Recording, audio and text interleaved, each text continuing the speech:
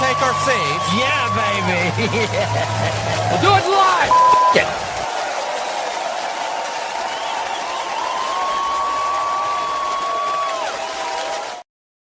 Tess, hey.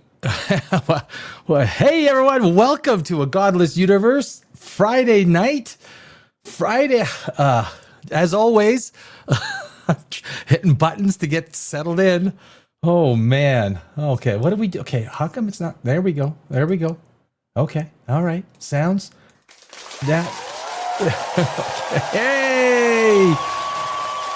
Oh, Friday night. Yeah, it is. It's Friday night. Was it what? Nothing scheduled tonight. Wasn't supposed to be scheduled. But I thought I had a whole bunch of stuff going on. And what's going on? That's weird. And that is strange.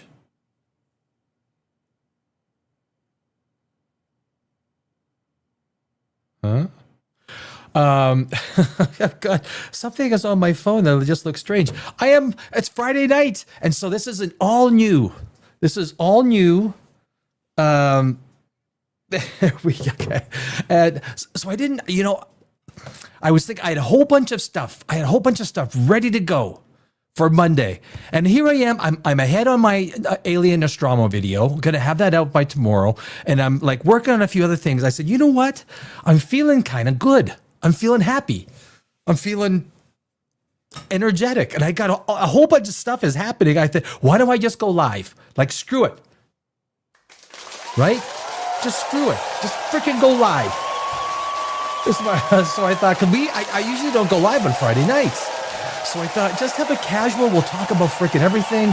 There's a whole bunch of things going on. William Shatner is making comments. Is Doomsday doomed? Is Doomsday doomed? The first ever Space Awards. Have you heard about that? The first ever Space Awards.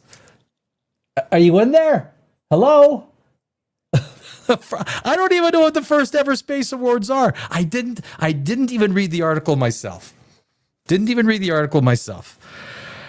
Guys, Netflix. So I worked on Wall Street for a lot of years, right? I was a market maker, economic analyst. I worked in the tech market, media market, and whatnot as an analyst. Netflix wants to buy Warner Brothers. The second I heard about that, I was like, no way. There's no way the Justice Department is going to let that through. There's no way. Now you're thinking Netflix isn't full of a bunch of dumb people, right? They put a $5 billion payment to Warner Brothers if the deal doesn't go through. So, of course, the average person would think, well, why would they do $5 billion? Like, they would have to have a lot of confidence. So what they're doing, and we're going to talk more about this, because Netflix buying Warner Brothers is a big deal. And I think the insiders, Zaslav, this is what I would think, having worked on Wall Street, knowing how these deals are structured, had a very preferential treatment. Zaslav does not want out of Hollywood, man. He loves the business, right? He loves the business. And of course, who wouldn't, right? You're in control of an entire Hollywood studio, which movies to make, how to make them. You decide, like, that's, okay, hook me up. I'll take the job. Call me up.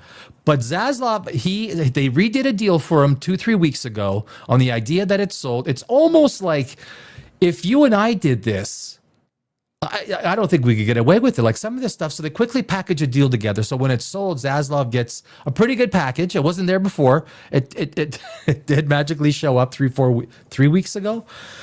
And no details were disclosed. But people are wondering, so why would Netflix? They're not dumb. These are very smart people who are running Netflix. Go into a deal to buy Warner with a $5 billion breakup fee. If the deal doesn't go through, $5 billion fee. The reason is simple. What they're doing is kind of like what Microsoft did in terms of buying, was it EA Sports, I think? But so what they're going to do, there's all these assets, all these properties. What they will do, Is the Justice Department there's only a few properties that they really want, right? They want the goodies. They want Lord of the Rings. They want Dune. They want Harry Potter. They want the goodie bag. They don't care about CNN. For all they say, they will buy CNN and close it. Money losing machine. The leader in world news. What did I? Hey, where's my laugh? Sometimes StreamYard changes. Jacob Owie says, "Hey buddy, start panting like a dog." Like, you want me to bark like a dog? No, I'm not gonna bark like a dog. Aza Adriel, hi. Can you mod me? Can you mod me? I'm doing MD speed run. Melissa. No, not yet. Wait, we just met. You gotta buy me a drink. You gotta razzle dazzle me. I gotta razzle dazzle you. So Warner Brothers, I'm telling you, man. I mean, after years on Wall Street, and it's not good. Netflix buying Warner Brothers is not good for the media business. It is not good. You talk about concentration of assets. We already got that in the tech sector. I don't think Trump is going to allow it because he's very good friends with the Ellisons, who of course own Paramount. And I do think that they have a gripe that their offer, which was $30 per share plus a bunch of other stuff, was not fully taken into account. I think I'm not sure how to put that.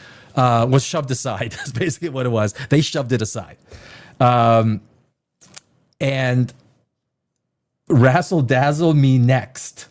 How do I razzle dazzle you on this T450N Lamb? Razzle dazzle. They can't.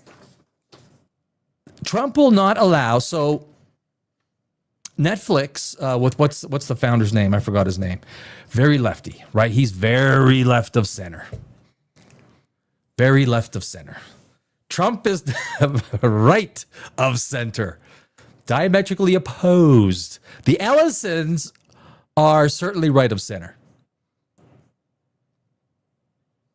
But they probably stand for more that is traditional Hollywood than is the lot of junk that's been coming out lately. The bad storytelling of since 2020, right? The bad storytelling. The Ellisons are not into that, especially the son. What's his name? So I think just on Trump will probably just himself would not allow Warner Brothers to take those properties, especially the goodie ones, right? And I think Paramount and the Ellisons have a pretty good position to go right to the shareholders of Warner Brothers and say, look, our deal was superior. So there's some really interesting stuff. We're going to go through that, and make no mistake, that is something. So I did mention the first ever Space Awards. I didn't get a call. Did you? I didn't get a nomination or anything. So I don't know what to expect from that. Yesterday, did you guys watch the Cold Moon Rises? The big old moon. Full moon yesterday. There are some pictures on space.com. Going to take a look. William Shatner, he's talking. You know, I tell you what, when Shatner, the guy is probably going to go to 110, but when Shatner leaves this world, I don't think I want to be on this world anymore. I don't know. I don't think I do. I think it's like, I mean, it was bad enough when Leonard Nimoy left us. It's like, oh man, no, not William. Please, William. So, and have you? So he made some comments on the Prime Directive, of Star Trek, and why, if the Prime Directive was actually used, was actually in force, which is basically you can't get in there and muck around with emerging civilizations and technology. Well, you wouldn't have a show. What would you do? I mean, that's basically what Kirk did. He went down, he beamed down, and actually, you guys know the whole idea of teleportation. Have you ever really thought about teleportation? Star Trek. Let's just think Star Trek. Think about Star Trek teleportation. Have you ever really thought about it? The idea that this transporter is breaking you up atom by atom. It is making a blueprint of how every atom, every particle, every quark, every single thing in your body, whatever makes you you, because it's going to tear every single one apart and beam you down to a planet and reassemble you. Now, that in itself, I did a video on this, and it was and what it turned into was a philosophical discussion with myself, and I didn't expect it. Because if you tear something apart, particle by particle, right? If you tear something apart, particle by particle, you kill it. Let's not even go to the next part where we reassemble it, right? If I told you that in this Avengers movie, Captain America was torn apart particle by particle, you think, well, he's dead. I mean, even if you reassemble him with the exact same molecules, the synapses perfectly aligned, exactly everything, he still died and came back to life. Do you still have the same person? I argue, this is my argument, if it's philosophical, but it actually makes sense also from a science perspective. If you tear something apart limb from limb, particle, atom by atom, quark by quark, and you reassemble it, you kill it. It's dead. What rematerializes is not the same person. Think about that. It's not the same person. It's not. Now, it may have the exact same memories, the exact same inclinations, personality, the exact same whatever it is. It's not the same person. It is basically a clone. Yes, you're using the same particles, the same matter, the same electrons, protons, neutrons, quarks, molecular structure, but you're not going to. It is a very interesting thing to. But anyway, we're going to get into what William Shatner. He made some comments. Anytime William Shatner talks Star Trek, everyone goes, "Wait, what? What's he saying? What's he saying?"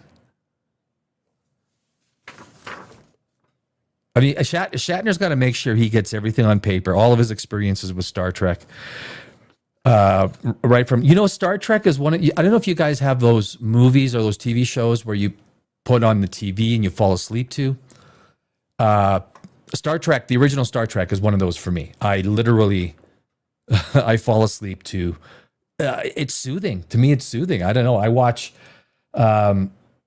what if you shred a piece of paper to tiny bits and reassemble it? Is it still the same piece of paper? Well, no, because the paper's not alive, right? It's not. You're not dealing with those things that create personality. You're dealing with an inanimate object. I don't think that's a fair comparison, Zach. Because Zach Wilde, are you serious? Like, I love Zach Wilde. You're dealing with an inanimate object, so because you're dealing with personality, you're dealing with memories, you're dealing with all these things. Some people are going to argue spirits. You're dealing with spirit. If you believe in the spirit, where does the spirit go? So a piece of paper, and theoretically you couldn't reassemble the piece of paper because when you tear it, yeah, yo brother, when you tear it, micro pieces go flying off. Like, it's never going to be the same thing. We assume that under the parameters of the teleporter, that the teleporter is able to capture everything that is. Like, imagine if someone gets stuck in between teleportation. They get beamed down to the planet, but they never make it to the planet. The teleporter malfunctions and they get lost. So I would imagine that all of your particles and everything get thrust into space, right? That's your instant death. But then if you don't rematerialize on the planet, if you are dead as your particles emerge into space, well, then you were dead right from the beginning, right? You're dead. Just because you're not rematerialized, like the teleporter doesn't keep you alive through that process. All of your atoms are broken apart. You are affected. Now, if you're never rematerialized, at that point, you're dead, right? You're dead. The teleporter has taken you apart molecule by molecule. Now it has to turn you back alive. It can't, like nothing can turn you back alive. You're dead. Just because you reassemble everything, and let's say whatever those things that create personality, we don't know what creates personality 100%. Memories, configuration of neurons, synapses, experiences, goes along with memory. Are those recaptured? Anyway, so teleportation is like, I did a video on it, and I found myself while I was working on the video, just like staring, like thinking about all the ramifications and everything. Anyway, so Shatner's talking. Doomsday, you guys. Yeah, so yeah, Doomsday. Doomsday. It's gonna be $750 million.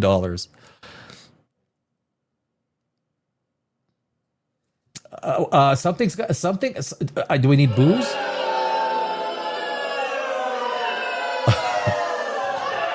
Do you not think? Are you going to go to the theater to watch Robert Downey Jr., who's getting $100 million, and the Russo brothers, who are getting $100 million plus back end, and then everyone else, all the other actors that are getting 10, 15, 20, $25 million to turn it into a $750 million project? I don't know.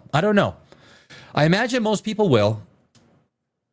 But this movie's going to have to do $2 billion to break even. $2 billion at the very least.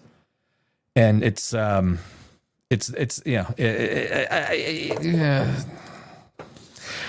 just think and I'm a screenwriter, right? So I approach this from a screenwriting perspective, and sci-fi, I've always maintained, every astrophysicist, planetary scientist, cosmologist, astronomer, physicist, most will tell you that science fiction is a huge thing to them, right? It's a huge part of their life. Always was. Science fiction is what brought them into the science field, what inspired them. The idea of a warp drive inspires, I'm sure, many astrophysicists to get into it, to figure out the math, to look at the math. I am working on a video on the Nostromo, the alien Nostromo, from the Alien movie. Now it has two different propulsion systems. It has an interplanetary propulsion system and then a FTL propulsion system. And it's very interesting. And I'm doing all the major propulsion systems. Basically to see probably the closest one to real physics is probably Avatar, James Cameron, because basically, he's also only going to the closest star. Your ones that are traversing the galaxy, like your Star Wars, your Star Trek, your Stargate, you're actually even going to other galaxies. They're a little bit more harder to swallow, but there's really the cold, brutal, what Alien is pretty interesting, because it is a very thick, heavy titanium alloy hull that is thick because it's meant to protect the crew inside. Anyway, I'm hopefully gonna release that. I'm gonna release that tomorrow. It's Friday night, right? So it's Godless Universe. So my first Friday night live, it's Godless Universe happy hour. Thank God it's Friday. It's a little ironic, right? It's kind of. So I thought the Friday show, I'm not going to, get too deep into anything. It's going to be relaxed. We'll do some science. We'll do some discussion stuff, maybe about movies, about reality, alternate reality, manufactured reality. Charlie Kirk. Manufactured reality. Charlie Kirk. Oh, yeah, I got this today. I need some applause. Thank you. I'm also wearing a burgundy shirt. Oh, where's my Christmas tree? I'm supposed to have a Christmas tree. There it is. I was supposed to have a Christmas tree at the top left. What happened to my overlay? Oh my God. Logo? Huh. Someone been messing with my StreamYard? What the hell? Yeah, so I got the burgundy. Now the flashing lights back there I actually have those on all the time, but now I thought about it, like, Jesus, it is kind of festive, right? So I got the Christmas tree. Now, are you wondering what's inside the mug? It's not cocoa. It's not coffee, and it's not water. Red wine, my friends. Red wine. Oh, yeah. Oh, yeah. Excuse me as I drink from the Grinch's head.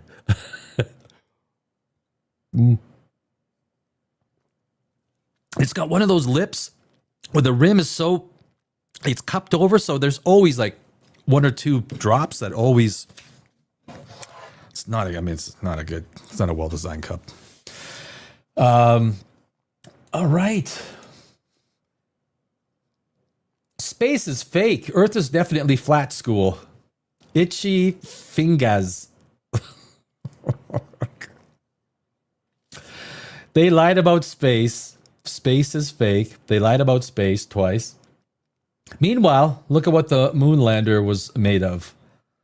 Are you a flat earther, Itchy? Itchy, are you a flat earther? What do you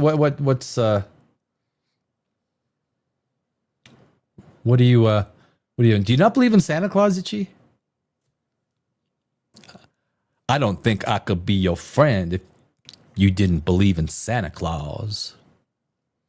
That was actually Val Kilmer. Why? What was the guy's name he was playing in the beginning? Why, Jake? I don't think I could be your friend if I thought you were cross with me. Something like that, right? Flaming Warrior, God bless you. Repent and believe in the gospel of Jesus Christ. He died for you. No, I died for him, motherfucker. John 3:16, John 14:15. Hell is eternal. Okay. Are you really showing your Christianity? Like, are you like, what the hell? You literally, now you're copy. Oh my God. Do you see science people doing this? Like, what do you do? This is not, Dwight. Okay, I cannot create this kind of humor, guys. This world will never satisfy you. Jesus can, and he can free us from sin. Galatians 5:1, too late, depart from sin, seek Christ. John 14:15, Revelation. What the? Dude, I've read the Bible. Hey, Flame Warrior, what's 6 times 4? What's 6 times 4? So don't regret. Okay, I know. It's not going to stop, right? That's okay. That's okay. We got to take care. I know. I didn't want to. When someone goes that crazy, I had to delete him. If he's just putting a few comments in, if he's trying to make an argument for his belief in religion, I'm down with that. I have no problem making those arguments. Making that discussion. But also, you cannot have a discussion with someone whose beliefs are predicated purely on blind faith. There's no rational discussion because the evidence or whatever it is that supports his belief system is manufactured from the perspective of not requiring evidence, not requiring. Do you think I don't want to believe?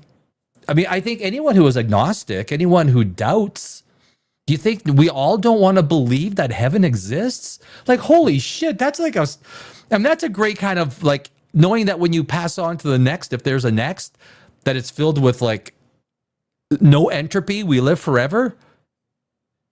Why would I not want to believe that? Like, who doesn't want to believe that? And then people come and they put on all these comments. You kind of look like Zeke Jagger. Who is Zeke? Do I know Zeke Jagger? Oh my God! I don't know if this is I'll probably walk it into something, right? Oh yeah. I know, yeah. Like, really? Zeke Jaeger, Jaeger, right? Is that how you pronounce it? Zeke Jaeger, right? I'm so, yeah. Well, I chose it. I think that's a compliment. That looks like a good-looking man. I don't know if I'm a good-looking man or not, but that's. I'd like to be a comic book character, though, for sure. Though I would be. I would love to be. I think we would all like to be a comic book character, at least for a day or two, right? Something we could. But But anyway, I'm glad you could all come because especially, I love talking about all things. I love science. I'm a screenwriter. I've won many awards. I've spent 20 years in Hollywood, almost 20 years in Hollywood. I love screenwriting, science fiction, fantasy, horror.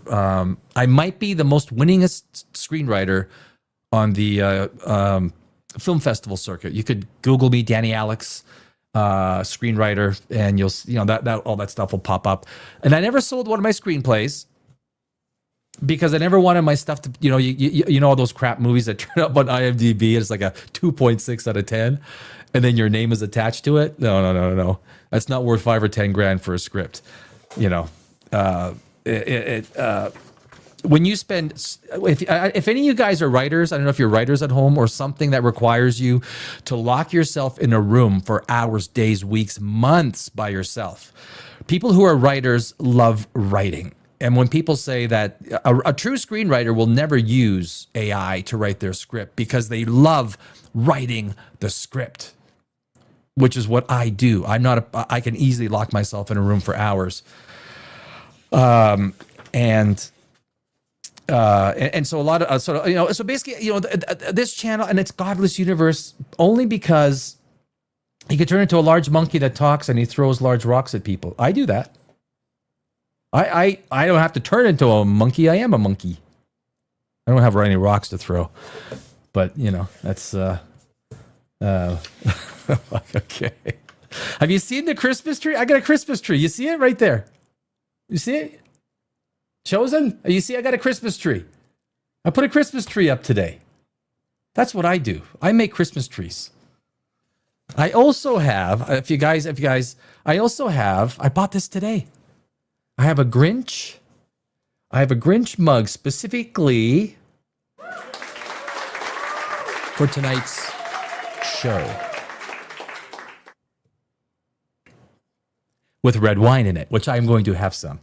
It's happy hour. It's a godless happy hour. Thank God it's Friday. You get the irony, right? Thank God it's Friday. It's a godless universe, and people get this. The reason I call it a godless universe. It was nothing to do with religion. It has only to do with the fact that we don't deal with the supernatural, or in a godless universe world, 3 times 3 is 9, right? It's not 6. It's not 12. It's not 4. The number 9 is very interesting. Do you guys know that? The number 9 is an incredibly interesting number. As a matter of fact, I got to write that down. Next week, I'm going to do a segment on the number 9. If you don't know about the number 9, the number 9 is extremely interesting. It has things that very few other numbers, and the difference between odd and even numbers, right? I mean, there's some incredibly fascinating things with odd and even numbers. Both are very different, like how they react within equations and the things like that. So that is on Christmas Eve. If you guys aren't doing anything Christmas Eve, I am going to be on for like 4 hours. 4 hours on Christmas Eve. I'm going to be yakking maybe about the historical Jesus, which is basically the evidence that is there suggesting whether he actually existed or not, right? Like real evidence, real stuff. The whole idea, even getting into Emperor Constantine, because he legalized Christianity, the Council of the Nicene back in 325. Basically, if it wasn't for Emperor Constantine, the dude that was throwing 316, 1450, and all those things at me, probably wouldn't be if it wasn't for Emperor Constantine. It was he, and you know why he picked December 25th? Do people know why? Do you guys know why Emperor Constantine picked December 25th? For the Christian Sabbath or holiday, what you want to call it? It was because for thousands of years, for 8, 10, as far back as humanity can remember, each culture, December 25th has always been an incredibly important day, always been a pagan holiday, because it's the first day after the 21st that you can actually see a measurable change in the horizon of the sun. So everyone back in ancient humanity regarded December 25th as some sort of important day, and that's why a lot of your pagan beliefs, cultures, and whatnot used. And so back in the Roman days, December 25th was a very big day. I mean, any religion, cultural group that had impact would use December 25th as an important day. So Constantine just said, okay, we're going to include Christianity in December 25th. It had nothing. And of course, you know that Jesus could not have been born on December 25th. It is an impossibility. I think it's August 8th or August 23rd that there, if he lived. I did a video. There's a few videos out there on YouTube as to whether he actually existed. Now, if you believe and you're vehement on it, that's fine. Go with it. I don't care. I'm not here to attack religion. I don't care. I think most people who are agnostic or atheists don't care. We don't care. We care about the Space Awards, this first annual Space Awards that are going on tonight. That's what we care about. We care about Avi Loeb and Three Eye Atlas and the aliens that are going to depart. That's what we care about. No Jesus, no Jesus. But the actual historical stuff dealing with Christianity is quite fascinating. I mean, and I am, but just from a historical perspective, just being a person who loves fact. If Jesus did exist, he would be the one person I would love to have lunch with. I mean, that would be, if he did exist, be like, yo, dude, do you have any idea what you unleashed? like, do you have any idea? He probably wouldn't. I mean, that's my guess, right?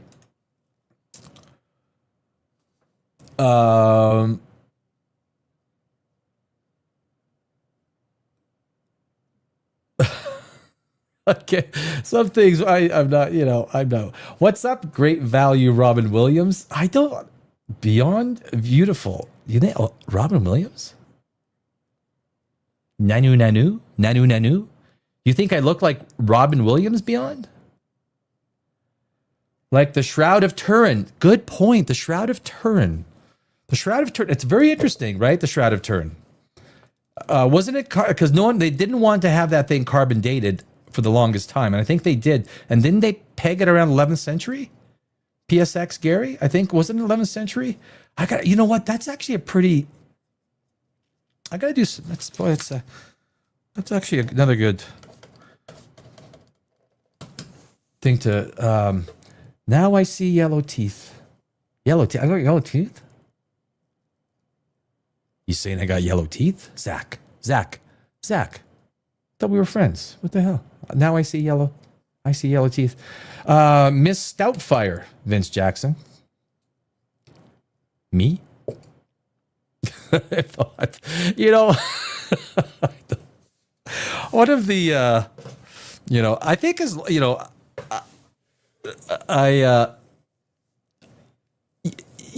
life, we all go through life. And look, a lot of people are having a really hard time in life. I just spent 2 years trying to get out of Los Angeles. I had 2 years of hell. Okay, 2 years of hell. And I literally had to backtrack. I lost my YouTube studio, downsizing my business, trying to sell it. If you guys, I don't know if you've guys seen some of the videos of what's happening in China, what used to be some of the most busiest shopping districts in China. Like before, a sea of people. After today, everything is boarded up. There are streets in Los Angeles that are exactly the same. The 3rd Street Promenade. Have you guys? How many of you guys have been to Los Angeles? The 3rd Street Promenade, wiped out, gone. Los Angeles Street, an entire mile and a half of empty, boarded up. And then that's just 2 blocks off of the skyscrapers in downtown Los Angeles. Wall Street, the Santee Alley is going to be wiped out this year. There's nobody on the Santee Alley. You guys know the Santee Alley? It's like you buy some seriously well-priced stuff on the Santee Alley in Los Angeles. 15 years ago, it would be wall-to-wall people. You'd have to walk on the street to try and get through. Today, there's nobody. I have friends that still have shops on Wall Street, on 12th Avenue, on a couple. I have one friend. I think he's still on Santee.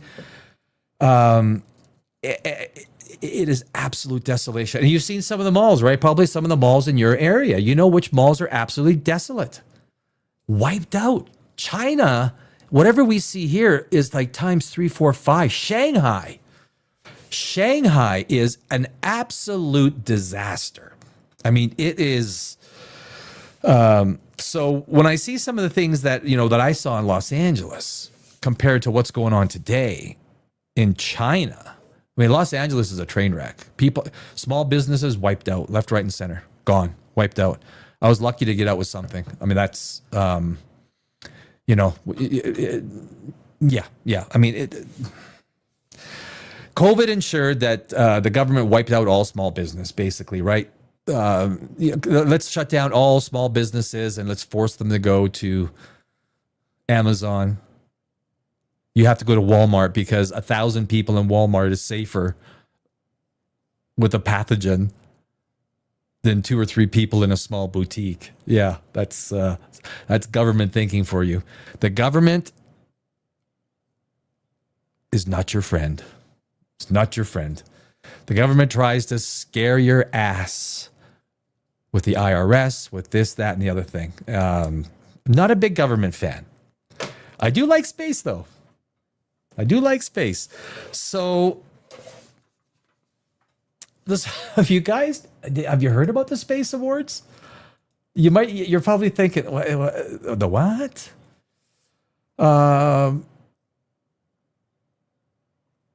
Okay, where? Oh, geez, I get what's going on. Okay, I'm gonna have to do this. That probably makes it easier. Yeah. There we go. December's cold moon. Oh, there's a December's good. Did you guys see the cold moon yesterday? Let's pull this up real fast because this is really kind of cool.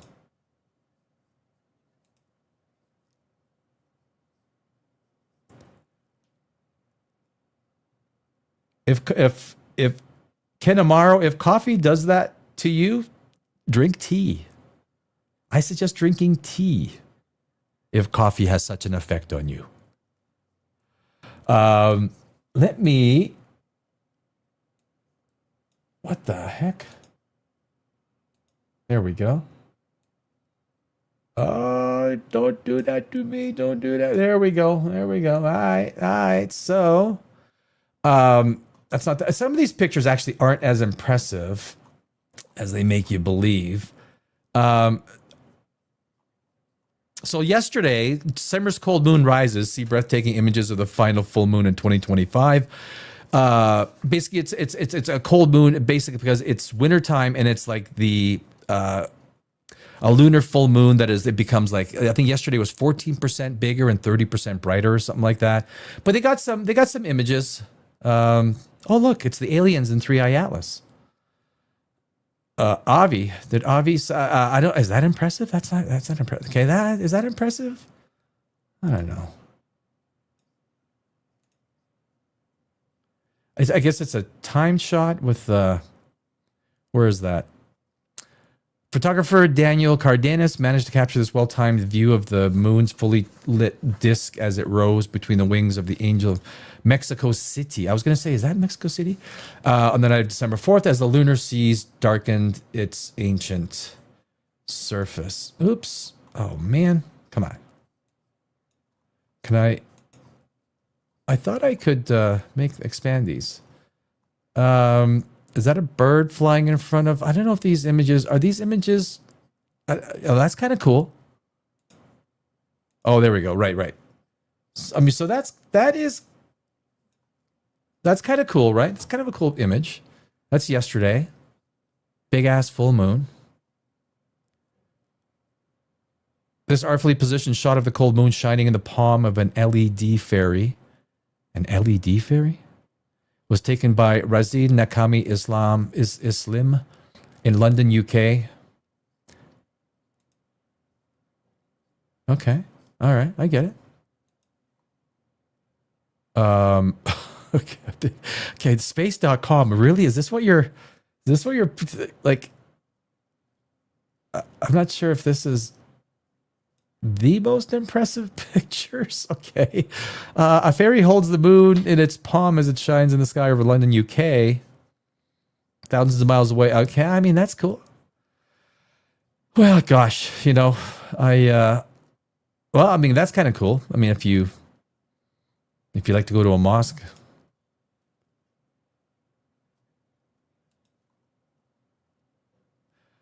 Okay, that one's cool. Okay, that one's cool. There we go. Our last shot is a beautifully lined up photo photographer, blah, blah, blah. In Turkey. I would love to go to Turkey. Love to go to Turkey. It's so many historical things that are going on in Turkey. So, but anyway, well, okay, well, that's kind of cool. I thought this segment was going to be a lot more interesting. I really did. Now, okay, the Eiffel Tower looks amazing in that shot, right? Have you guys been to Paris? It's a bit messy, but worth it. Yeah, well, good, yeah, Kenamaro.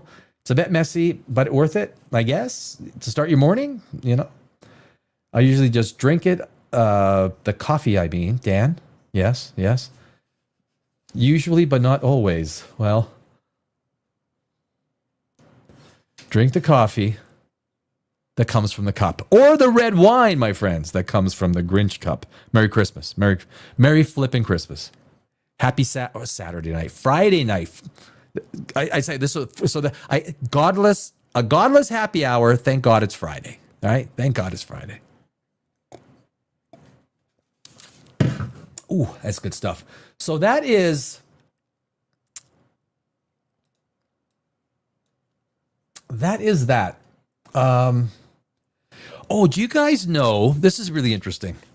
It's Friday, so it's kind of like, interesting, lots of interesting information. Do you guys know all the places in the world where there's no rats? Do you know where all the places in the entire world where there are no rats? I wonder if I can show this image. No, I can't show it like that. There we go. So there's only basically the entire northern regions of the world. And then there's only one place where actually human beings live that is ratless. No rats. This place actually has teams of people, attack teams. You call it, you report it if you've seen a rat, and they go and they get rid of every single rat that they see. So it's not like there's no rats, but if there are rats, they have extermination teams. They go and they wipe it out. So you never find a rat.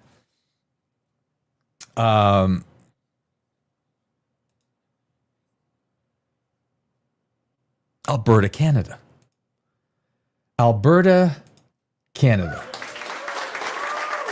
So the gray areas are all the places where there's no rats. And Alberta, Canada has an aggressive kill all the rats, entire teams of rat exterminations. There's basically restaurants, there's no rats. If one does happen to show, it's taken between the US border, BC or Saskatchewan. Literally, there's teams that go and wipe out any rats immediately upon, you call them, they're there in 10 minutes kind of thing. But anyway, I thought that's pretty interesting. Only one place in the world, Alberta, Canada. Alberta, Canada. It's pretty amazing. Yeah, it is. It is. The Space Awards. If you guys, this is the first ever Space Awards, and they're on tonight. So the Space Awards, I haven't even read this article. So we're gonna pull this thing up. I don't even know what it means. Where is it? First annual Space Awards. I got the email from space.com because, I get so much stuff from space.com. And this is the first annual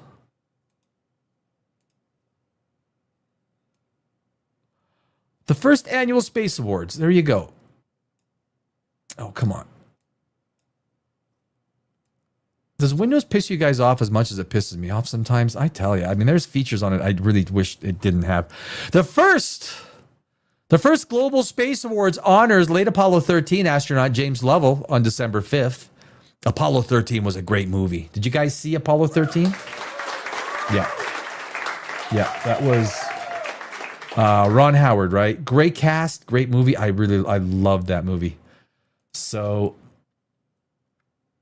And there we go. I guess that's their statue, the Global Space Awards 2025, first annual. I guess everything. Have you guys seen the YouTube streaming awards? So I did not know, and I watched some of it, and some of the people that won were like, holy, unfreaking credible. That. What is his name? XQC? He basically just puts on a really popular video, orders food, and sits there and makes, oh my God, look at that. Oh my God, look at that. Good content. I guess, I guess he's got more followers than me. I just started a month ago. Come on, leave me alone, man. Come on. The inaugural Global Space Awards ceremony gets underway this Friday, that's today, as 340 guests converge at a glamorous red carpet event. You know, that's one of the things that really kind of irks me.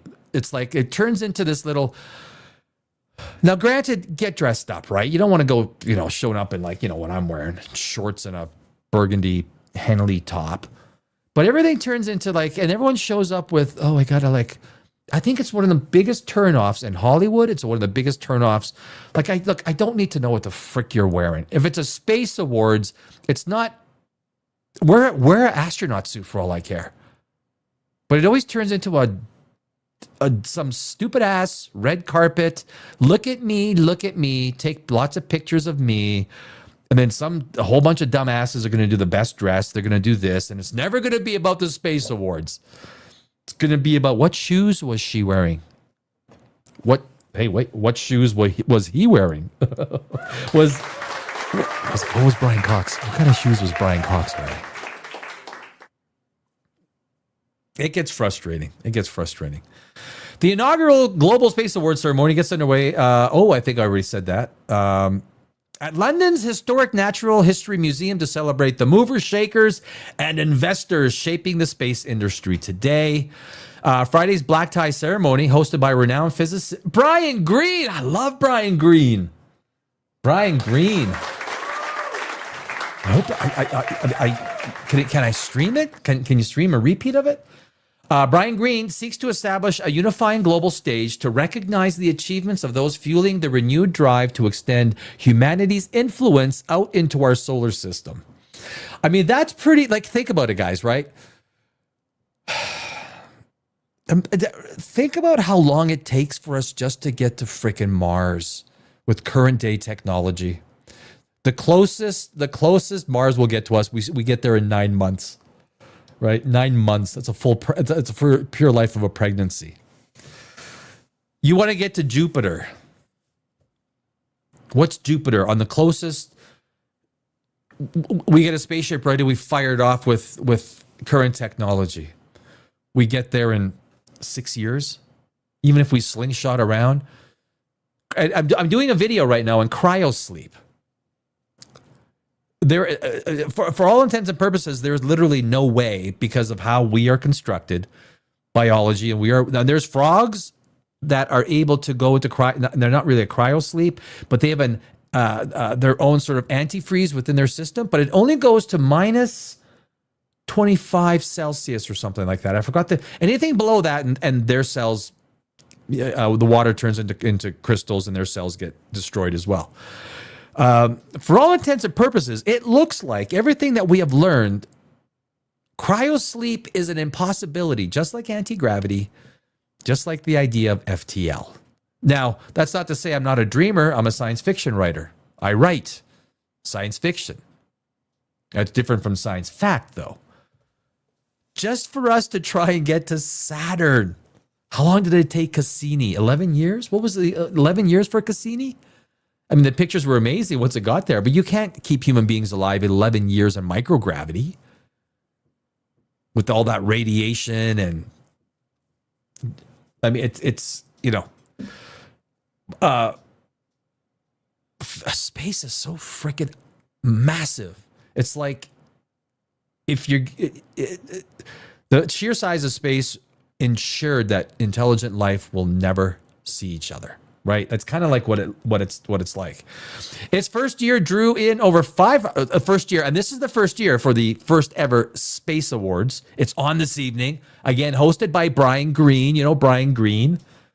I love Brian Greene. Brian Greene's one of the best. Its first year this year drew over 500 nominations over 8 distinct categories, ranging from Playmaker of the Year. What is the NFL? What did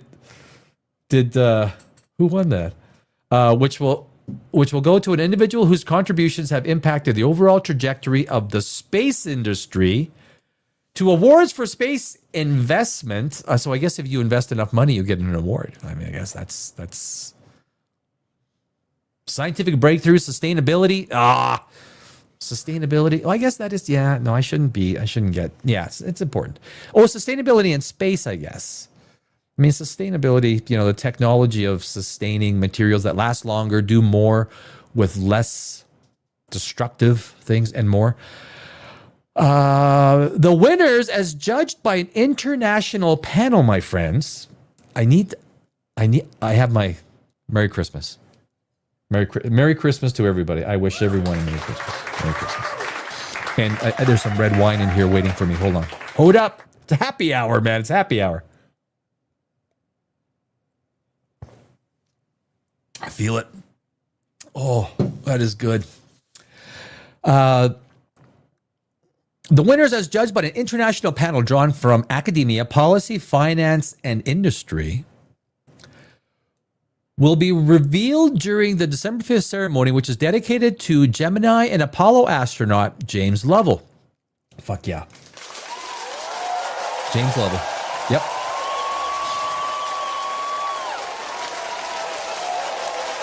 James Lovell. Well, you keep cheering for him.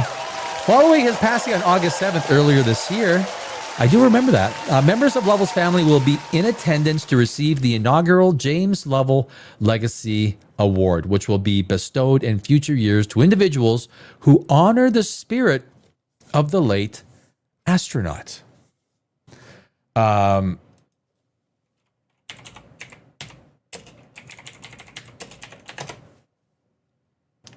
1995 Apollo 13 was...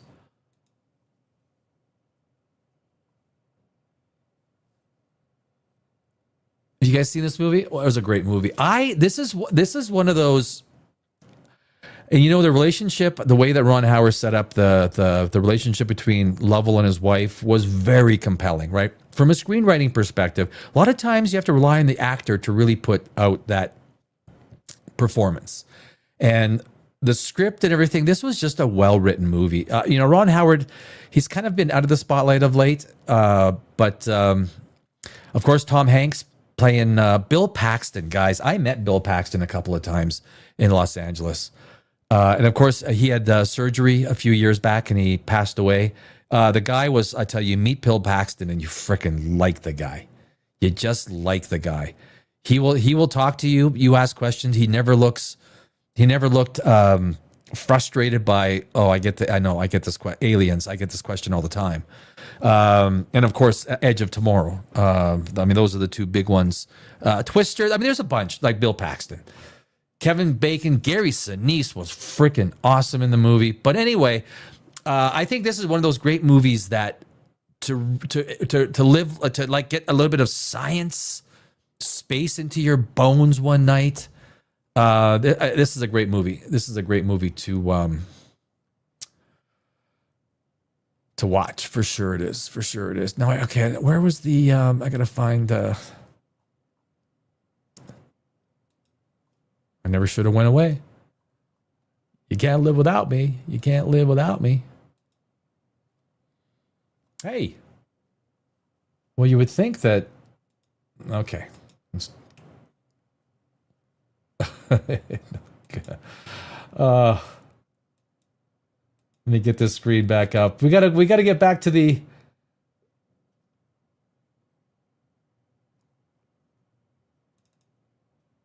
damaged launch pad, Blue Origin. Did I accidentally close it? Channel contact, got the universe, the new. Come on.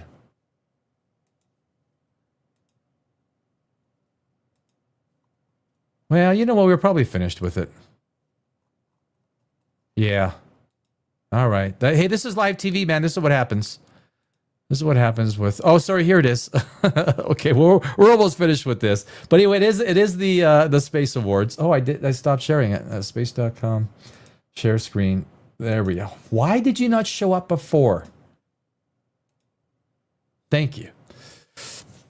The Darwinian theory of evolution serves as the foundation for hosting the Global Space Awards. And again, the Global Space Awards are tonight, hosted by Brian Greene, at the Natural History of Museum, symbolizing humanity's journey towards a civilization that not only adapts, but thrives when utilizing innovation from space. Sanjeev Gordham, a member of the steering committee for the Global Space Awards, told Space.com in an email, it's kind of impersonal, should have been a phone call. This event highlights the innovation driven by our exploration of the cosmos and our potential to evolve further. The 50 finalists, my friends, for the 8 awards were given a thematic reveal on November 6th when their names and broadcasts were dangled from a high-altitude balloon floating 23,000 miles above Earth's surface in the stratosphere. Stay tuned. Okay, so Space Award nominations. Are there going to be any big names in there? Global Space Awards. Are there going to be any big? What do we got? What do we got?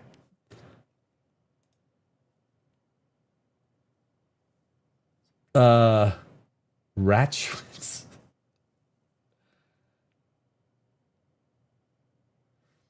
Philly Eagles fly. Jesus is real and he loves you. He's never told me he loves me.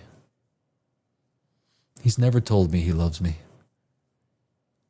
And I got to be honest, I don't really think I care. I mean, not to be mean. I don't think I care. But anyway, a fair and transparent process. 2025 finalists for the Space Awards, the first annual this evening, hosted by Brian Greene.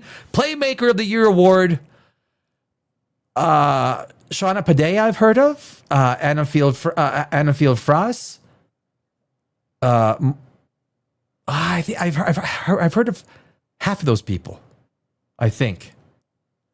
Space Investor of the Year award, my friend, Space Capital, New Space Capital, Trinity Capital, E2MC Ventures. All of them, I guess, if you invest enough money, you're going to get an award, guys.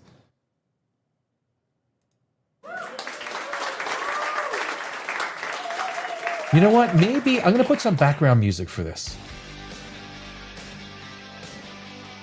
A little bit of Motley Crue for the 2025 finalists of the Global Space Awards, the first annual. Hopefully that's not too loud, right? Music, sound, volume's okay, guys? Partnership of the Year award, Starlab Space, iLaunch, Trailblazer, Southern Launch, and Varda Space. Do these names mean anything to anybody? It does. I just want to see big names like Brian Cox, Neil, James, like someone. Sustainability for Space Award, Astroscale, Heo, Space Machines Company, Verta Solis, Agnucol Cosmos. Not my first pick for a Agnucol Cosmos. Must be someone's last name, because no one would think of that name unless it's a last name, which is fine. Again, Superscaler of the Year award, Trust Pilot, Space Forge, Dragonfly Aerospace, Astro X, and Cube Space Satellite Systems. Innovation Breakthrough award. Okay, why? I honestly, I think this is a really bad idea. If you're going to do the first annual Space Awards,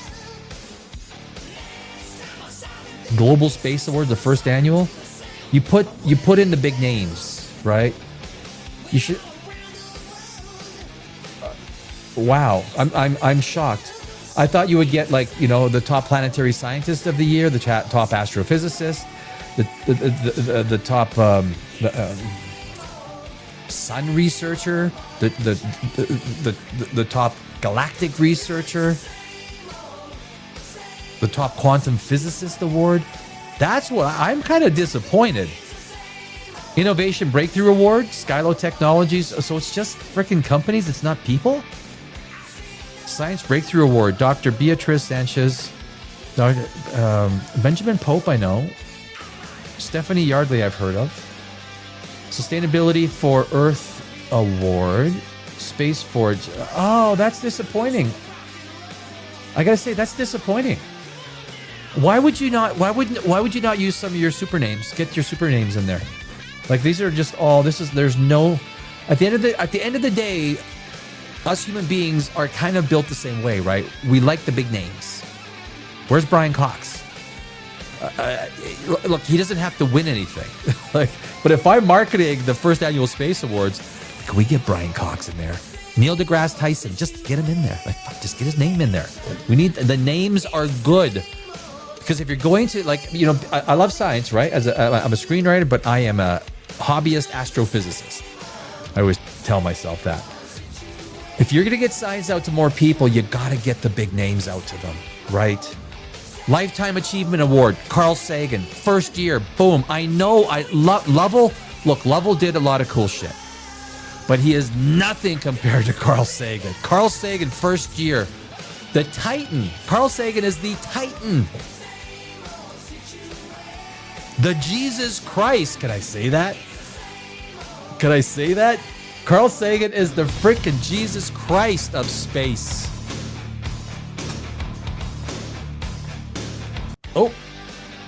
Oh, I shouldn't have did that. I might have to edit that out for copyright. Damn it! I wanted to hit this.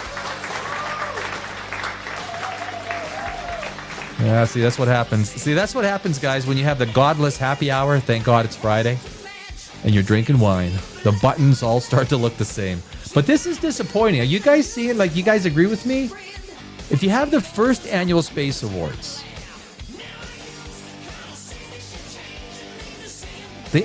scientists are not typically good marketing people, right? They don't, obviously. Obviously. But if you're going to have the first annual Space Awards, again, which the first annual Space Awards are tonight. They're tonight. The first annual Space Awards. Oh, that's not... There we go. The first Global Space Awards honors late Apollo 13 astronaut James Lovell. Or am I reading that wrong? Global space, so they're talking about space and less about science, right? Maybe I'm wrong. I think I might be wrong, guys. I'm going to might retract some of my statements. But still, look, James Lovell, there's probably a lot of people that are deserving of awards that have literally risked their lives, that have gone out into space and risked their lives. Unlike, I know Kim Kardashian doesn't believe we landed on the moon. Like, oh geez. I know Kim. I know Kim. I spent 20 years in Hollywood. I do know Kim. I know Kim. She's a really nice person. Like, if you get to know Kim, she's a really nice person. A lot of times knowing Kim Kardashian, I see her on TV now and I think, okay, have you seen the latest brain thing where she had low brain activity on her frontal lobes? No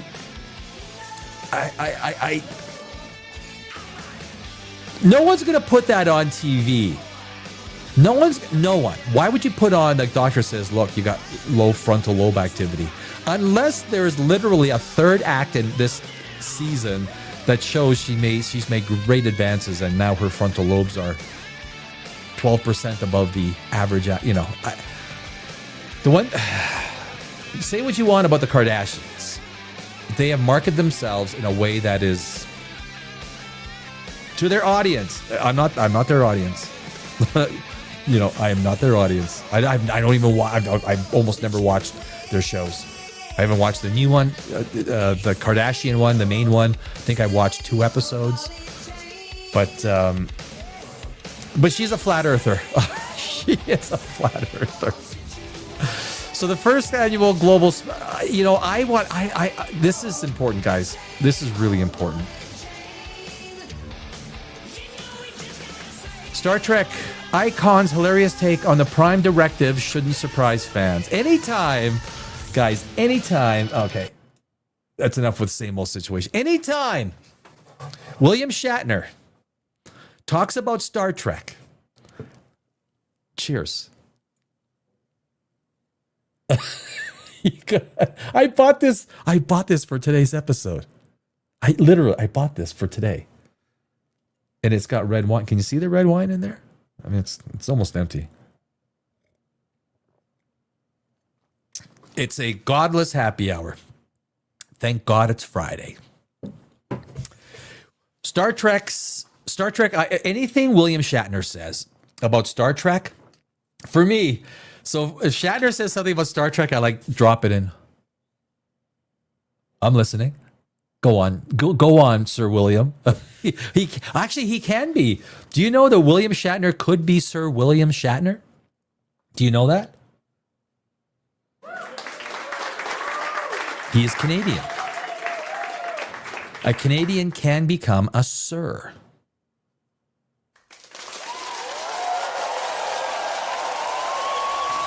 It's true. Canadian can become a Sir. So William Shatner may one day be knighted. Knighted by the Queen or the King. The Queen is gone. Oh my God. Knighted by the King. King Charles. Charles. One of my good friends shares that name. So boldly going where no one had broken the rules before and loving every minute of it. Creator Gene Roddenberry's science fiction universe introduced the non-interference Prime Directive almost from the very beginning with Star Trek, the original series, which is the GOAT of... Guys, if I watch the originals on Paramount all the time, I fall asleep to them. I love the 79 episodes of the originals. I do. I freaking love it. It is soothing to me. I fall asleep to it, even on the most stressful days, weeks, months, years. Love it. The Federation's one unwavering rule was that the Starfleet should never interfere with life on other planets, so that each civilization the USS Enterprise encountered in what is the acronym for TOS?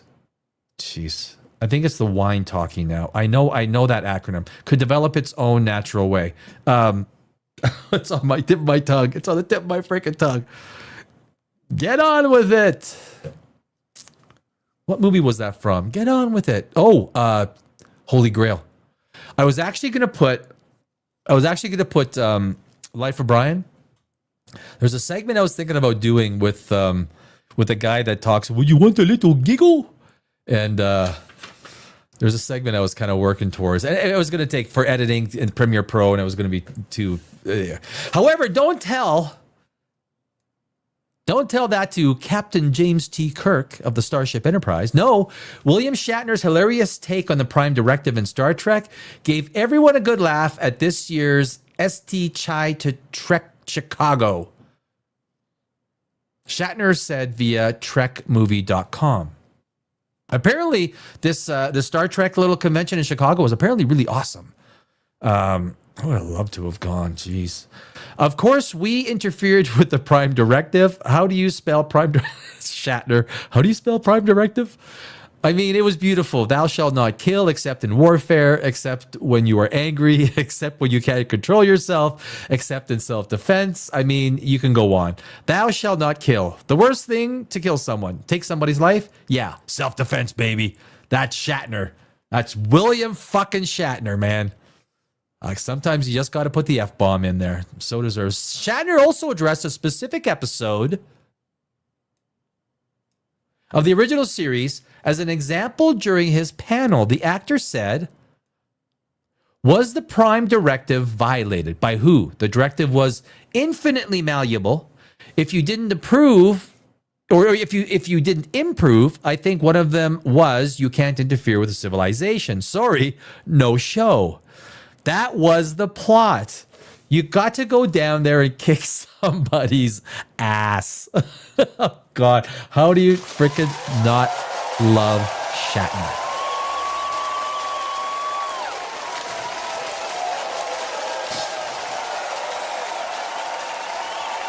Everybody knows.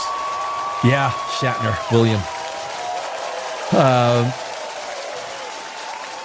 That was the show. You are worshiping a rock. Are you crazy? Blow up the rock, William. I met him once. I met William Shatner once. I was doing a project at a studio, and they had a separate studio where he was doing some voiceover work. At the time, it was probably for the travel thing. He was the voice. He made $100 million off that. He made more money off of what's the travel.com. You know which one I mean, right? And so I was walking out of the door, and I saw some people walking. And I'm like, why? Like I almost bumped into William Shatner, right? And he's not a big guy. He's probably about my height. I'm about 5'9", so he's about my height. And he goes, "Oh, sorry, excuse me." I'm like, "Mr. Shatner." He goes, "Yes, that's what I am, or that's who I am." And he kept walking. Like that was my brush with William Shatner. Really, like okay, I met him we almost crashed into each other. But I did see him belly to belly. I think I might have touched him. Is that a Jesus moment? Like, do I get a Jesus? Do I get a freaking round of applause? I think I'll say that I touched Captain Kirk. But he was so kind. Like, we was like, sorry, I was like, whoa, like, and of course I look up. You're gonna bump into someone, and you look up, and it's William fucking Shatner. This was in Los Angeles, just over the hill. Not Calabasas. That was further west. What was this? It was a great studio, and yeah, I mean that's one of the great things in my life. I could say that I actually spoke to William Shatner. I gotta say I bumped into him. I touched him, like Captain Kirk, belly to belly. We went belly to belly.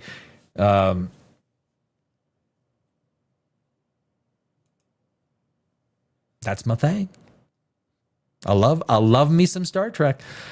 Shatner was specifically referring to the original series season 2 episode, The Apple, in which an innocent and peaceful race of aliens is worshiping Val. As Shatner alluded to, Val's head, which is carved. Oh, that was one of my favorites, right? The big is carved into a huge rock on the planet's surface. Looks like a Kaiju straight out of the Godzilla movie. I know that one. That was one of my favorite episodes. Now what makes Shatner's story even funnier is the fact that he didn't know the name of the episode he was being asked about, as evidenced by his hilarious response. Do you know what his favorite episode is? Shatner's favorite episode of Star Trek. Do you know what it is? It's that one where they go to a mining colony. I forgot the name of it. And there's a silicon creature. It's a creature made of silicon. And at the end, Spock's got to do a mind meld with it, and they're finding all these circles, which are actually its eggs. And so as they're mining, they're destroying this thing's eggs, and this thing is killing the miners. And that is William Shatner's favorite episode. Any fan of Star Trek knows exactly which episode I'm talking about, right? And it is a good episode because it shows and it discusses and it brings to the forefront a lot of ideas dealing with understanding alien life, right? But anyway, it was so many years ago. I don't remember. I don't even remember the studio, for God's sakes. For Shatner, it was like what?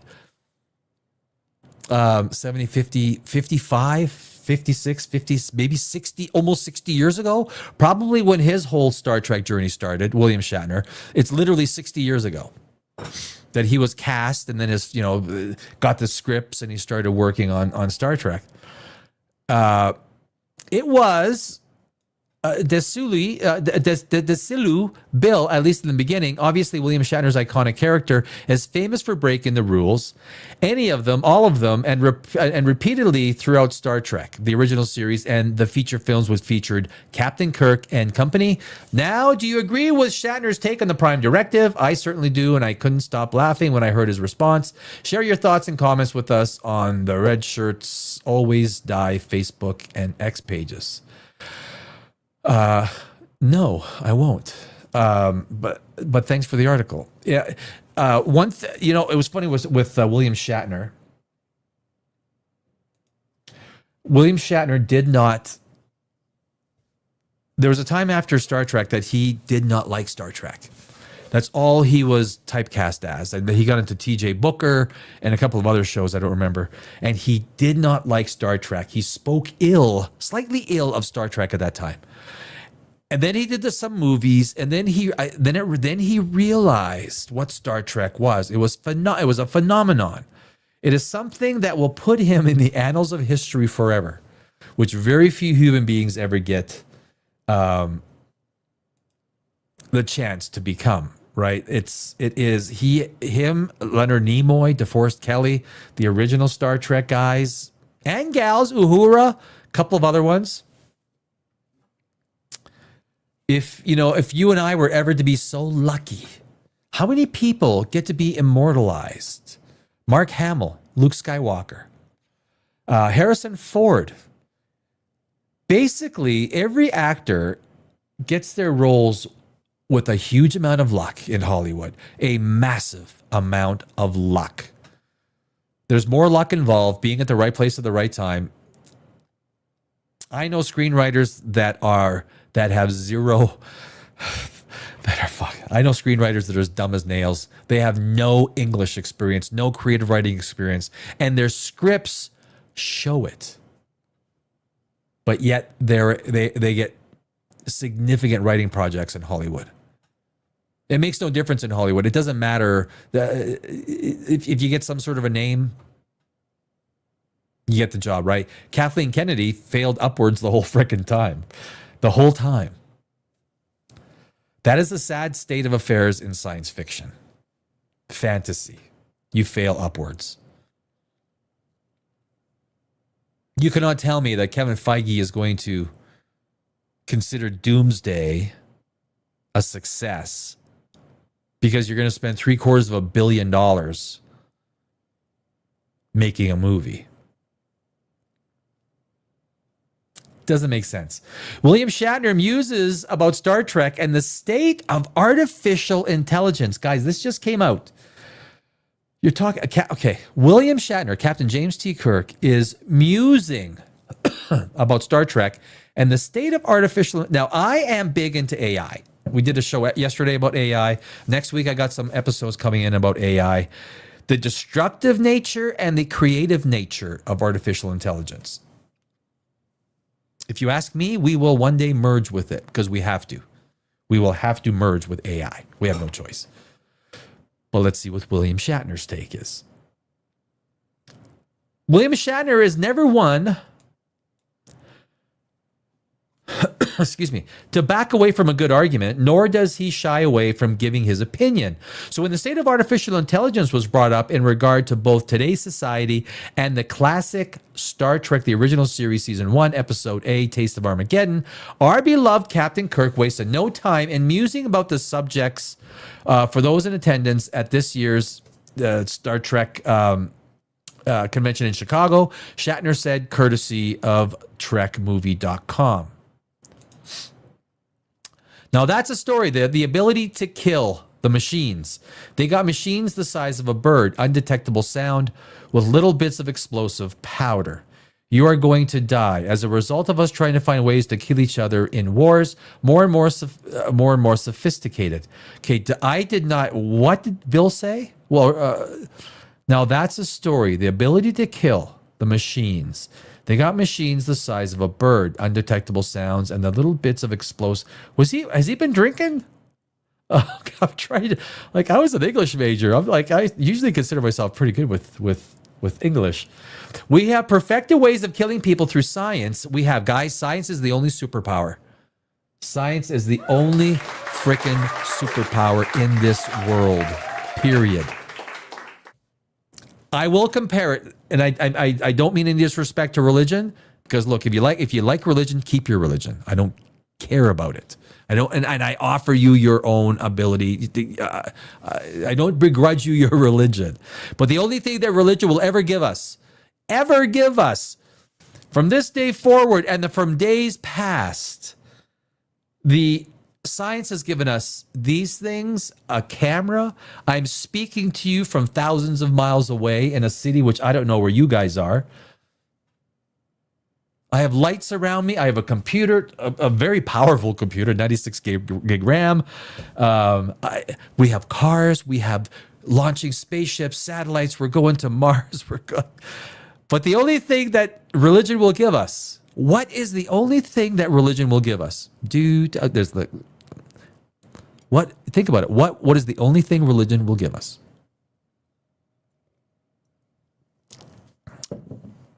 More scrolls from more caves. That's all it's going to give us. Just like the Dead Sea Scrolls. Yes, they are fascinating historical documents. Put in caves by men, making them cavemen. But anything else we find from religion is basically going to be nothing but more scrolls from people written from 2,000 years ago, where the average grade 1 school student had a more robust education than they did. And it's nothing against someone's religion. Own your religion. Keep it if you so choose to. For me, my level of proof is beyond that of just blind faith. I'm not going to believe some mofo at the top of in the Vatican because all of a sudden he says, you know what? We've redecided that, this is like, how long was it before? I'm not even sure. Does the Vatican allow gay marriage now? What do I care if 2 guys or 2 girls wants to get married? What do any of us care? Like, honestly, who cares? Get married. Marry the one you love. If that's what it is, who cares? Right. But did the Pope contact God and say, hey, God, I got this thing down here on earth about this gay marriage thing. Are you down? St. Peter going to put people in purgatory? I don't know. It doesn't make sense. But there's a big difference between science and religion. And keep your religion and let science keep their science. Let's just, we're all good. Shatner continued by saying, we see AI changing. We're on the verge of such change. Even I, probably older than 7 of you, will see that change that AI is going to bring. 2026 is going to be a massive.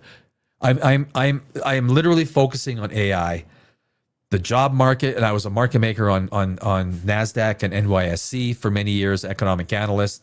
The change that is happening in the job market is going to accelerate into 2026. And I have some ideas for people that can augment their skill set to try and be successful in an AI dominated market that is only we don't know how it's going to change society. AI. We don't, guys. None of us really know. I'm doing the interview with Tucker Carlson and Sam Altman next week. It's kind of funny. I do like Tucker Carlson. I do like Sam Altman. Together they make mud. That's the way.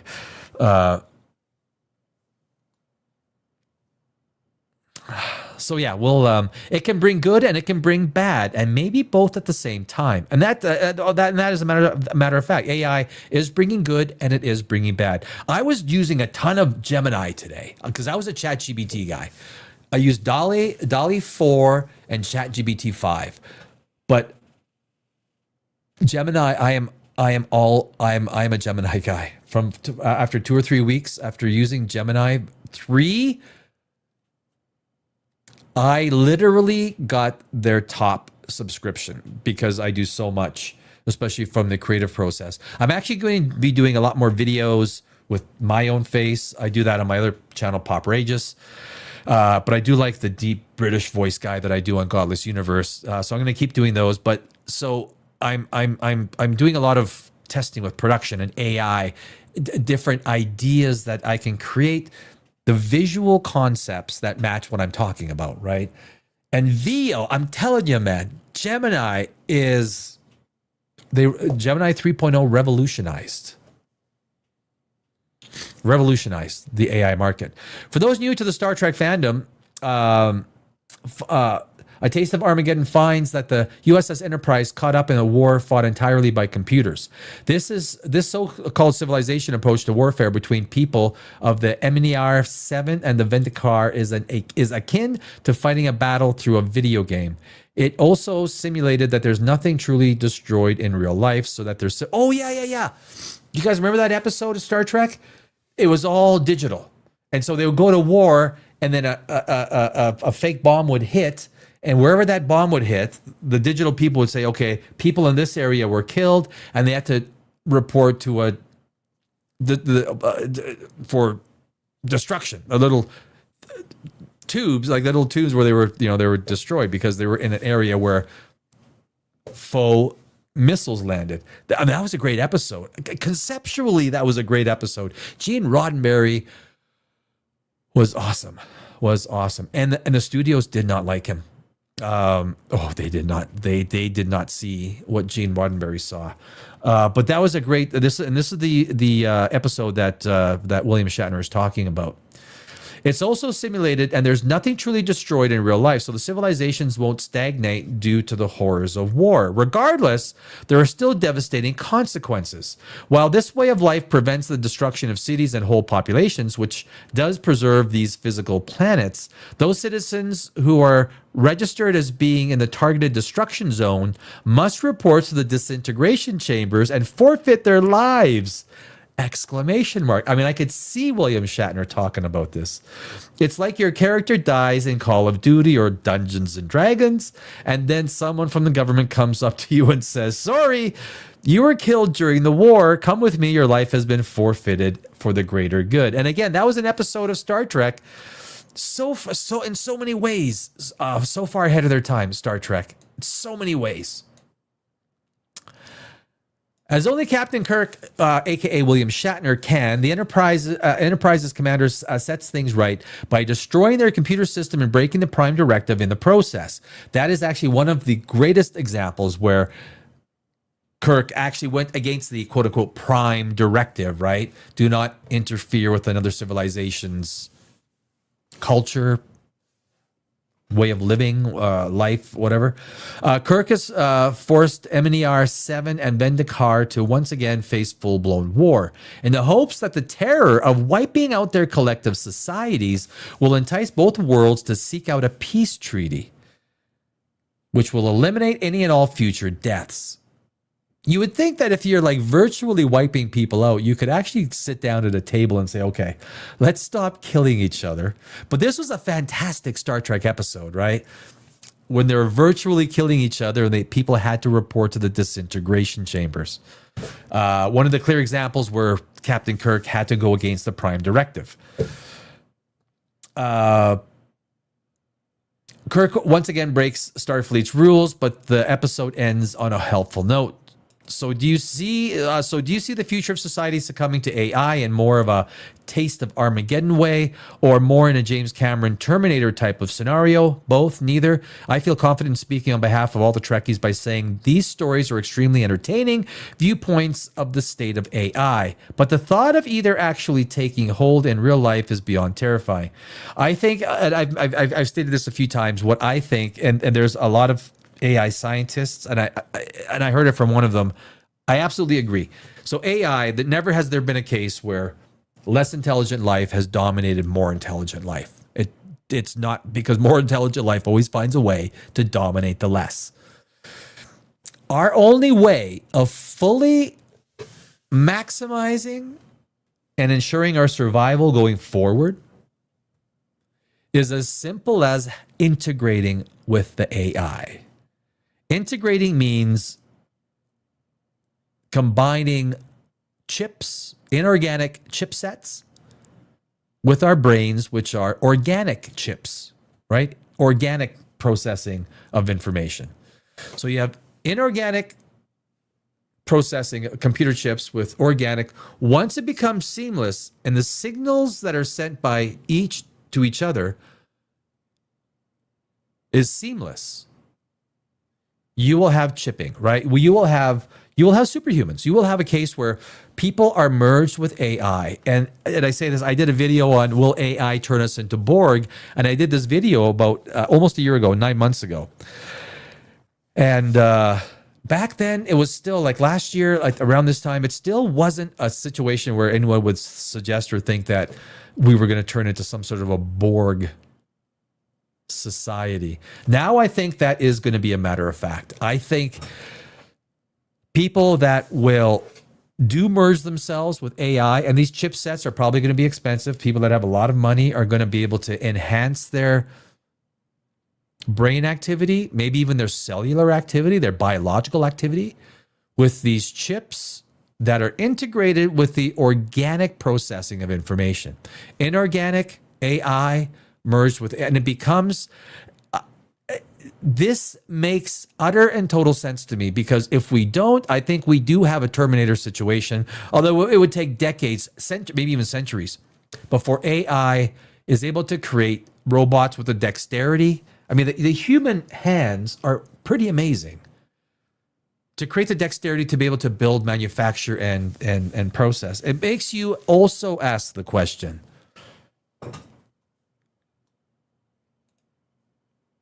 is the Matrix closer to reality than we may have thought?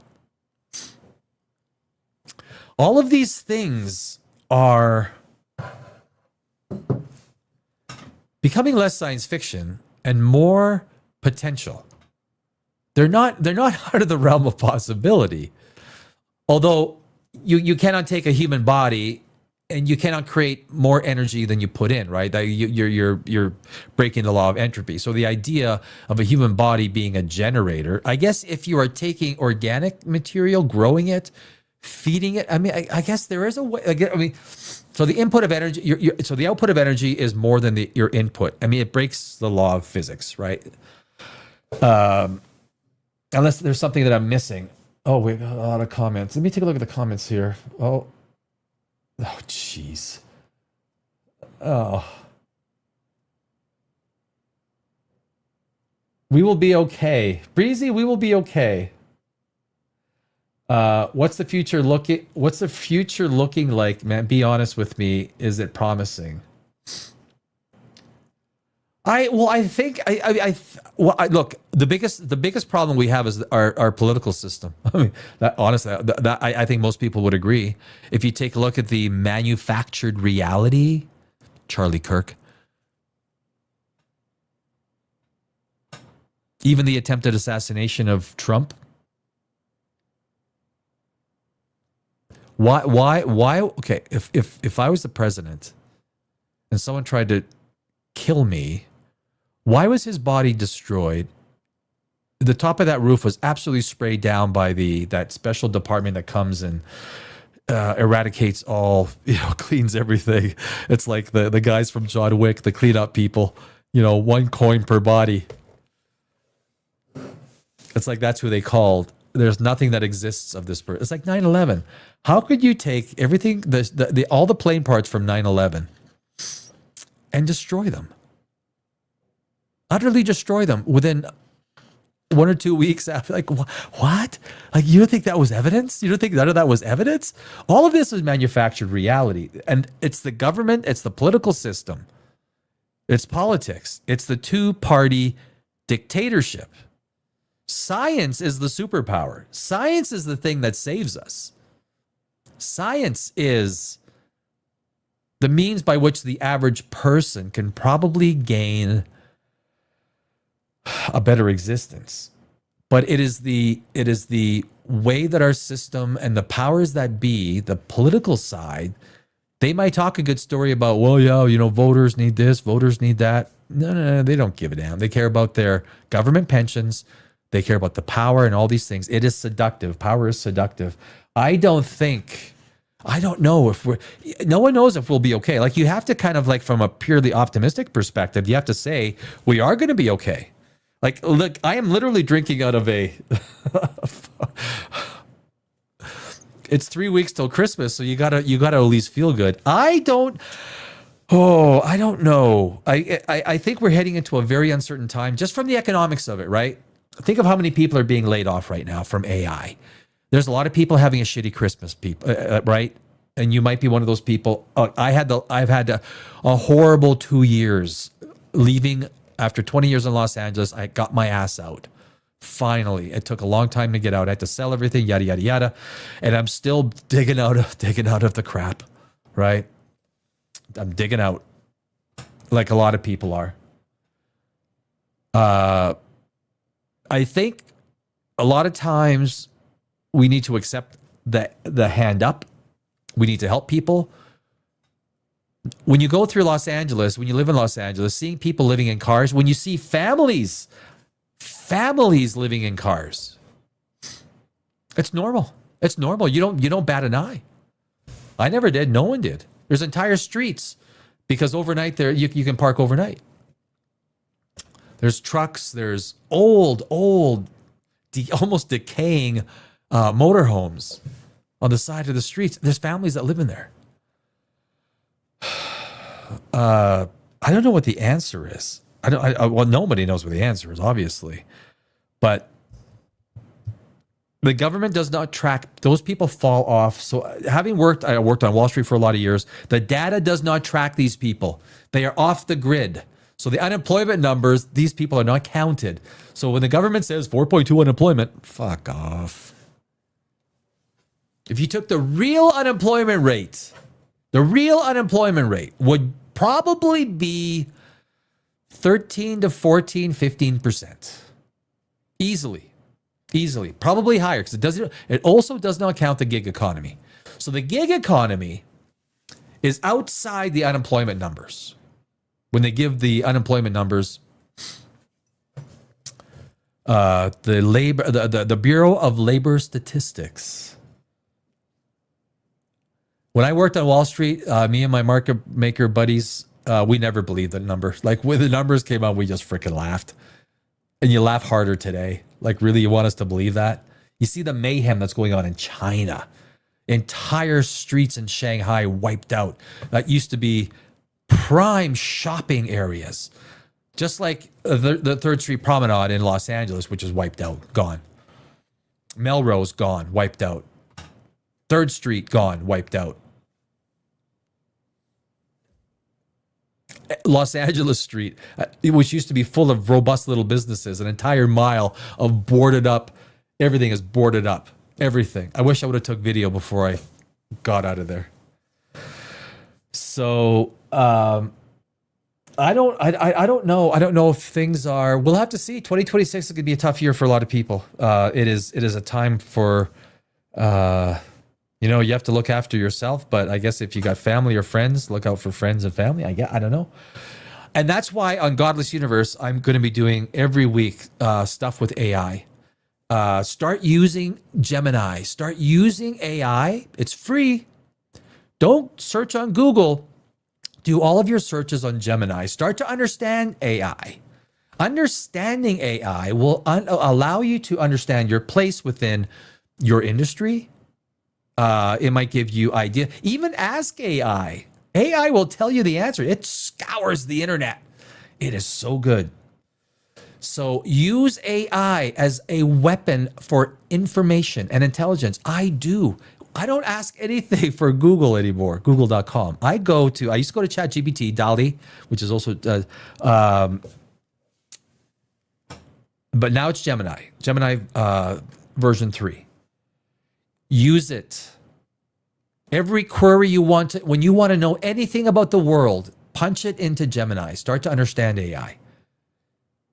You might begin to understand that maybe what some of the stuff that you know that you can implement the AI and maybe create a side gig for yourself. That shit's powerful. But you have to understand AI. You can't stand there just like when the internet came out and say, "Oh, it's not going to change anything." It's going to change everything, right? Going to change everything. Will Manister, you will not smell my hair. Do you want my fuck? How are you, buddy? Are you crazy? Will? Oh, yeah, there you go. The Forbin Project. The Forbin Project. Oh, geez. Here we go. We're going down a rabbit hole. Oh. Yeah. Oh, jeez.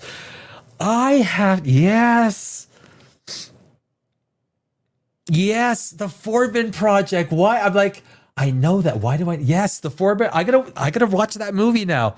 This is the great thing about doing a live stream, right? There's no way I can be as smart as the combined, I learned so much. The Foreman Project. I think I saw that movie when I was 9 years old. I was born in 67.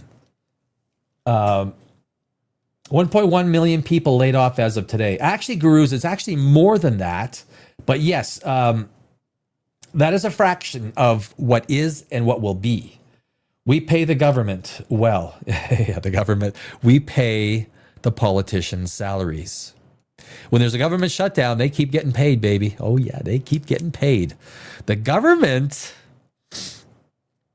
I'm sure I'm probably not doing myself a service, but Ronald Reagan, I'm here from the government and I'm here to help. The scariest words you will ever hear. We are in our best place when we have no contact from the IRS, no contact from the government, no contact. We are in our happiest place because they want crisis. They want everything to. Again, science is the only superpower. The political system uses science because it is a superpower in ways that allow to control. And I think AI is probably going to just continue that process, but you need to understand AI to empower yourself. So just go to Gemini. I strongly recommend Gemini. Like I say, I've used a lot of AI. I only go to AI for all of my queries, and the information that it gives you is amazing. It basically imagine going to Google and you Google something and you get all these web pages.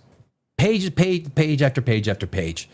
What AI basically does is it takes that query, assembles all the pages, everything that's relevant, and assembles information for you so you don't have to go through every page. At the very least, that's what it will do for you. It will save you hours from scrolling, next page scrolling. Google.com is done for. It's done. Anyone using Google.com is like, what the hell? It's like using a vacuum tube TV. Well, what are you doing?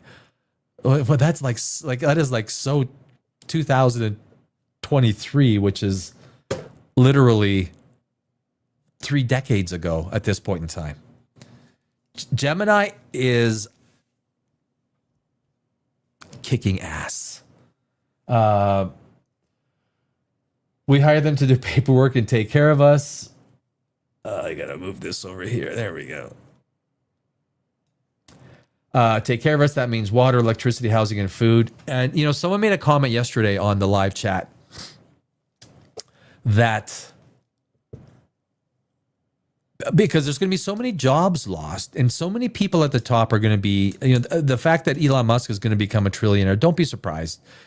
He'll be a trillionaire pretty soon, and Bezos will probably be a trillionaire. Larry Ellison will probably be a trillionaire.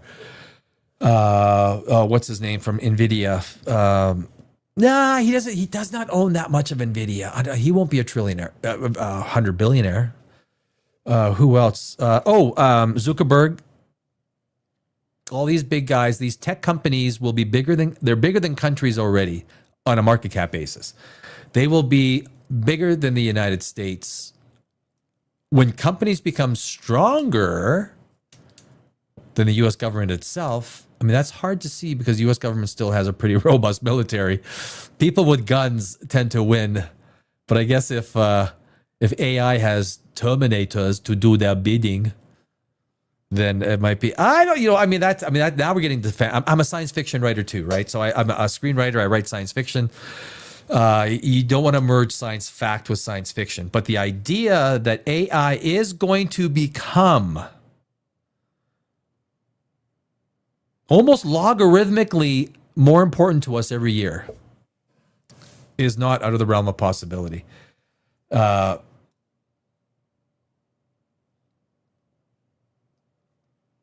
Sci-fi foretold the potential of AI doom in Dune. Yes, remember the Bolitarian jihad? Yep.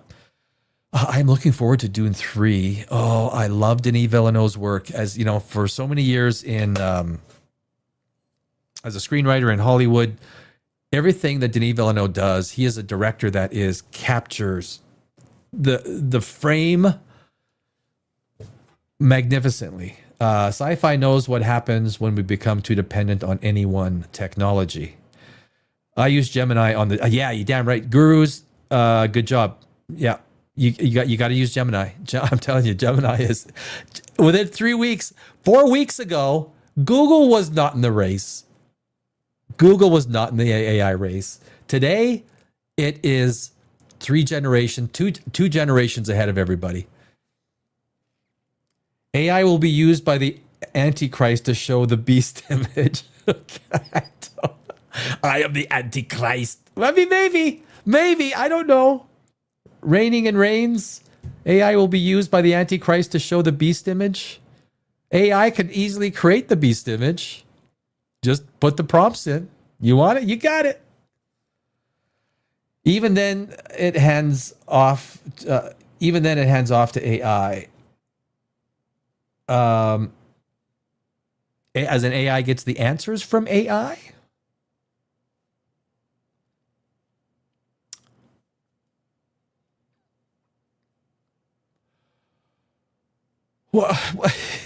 So this is my first Friday night broadcast. I usually don't do Friday nights, so I thought, you know what, I'll start the godless happy hour. Thank God it's Friday. The irony of it all. The irony of the name. Thank God it's Friday. I mean, I'm not scared of thanking God as an agnostic. I mean, I'm not. What am I? Was I gonna? Wait, if someone religious gives you prayers, you should never take it the wrong way. They mean it as a compliment, so you take it as a compliment. It's kind of like wishing you well. I never begrudge. Someone says, prayers to. I obviously don't send. If someone needs help or in the hospital, I don't send prayers. Maybe I send wishes, or which is the same thing. But I don't know. Guys, Netflix is buying science to media.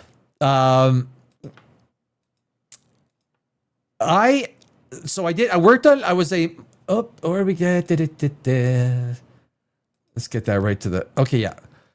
So Netflix. Now I talked about this. I worked at Wall Street for many years. I was a market maker on Nasdaq and NYSE through Arca, Instinet, and Island. Those are the ECNs. I'm not even sure if those ECNs are still, if that's the way it is, still on. I'm sure things have changed.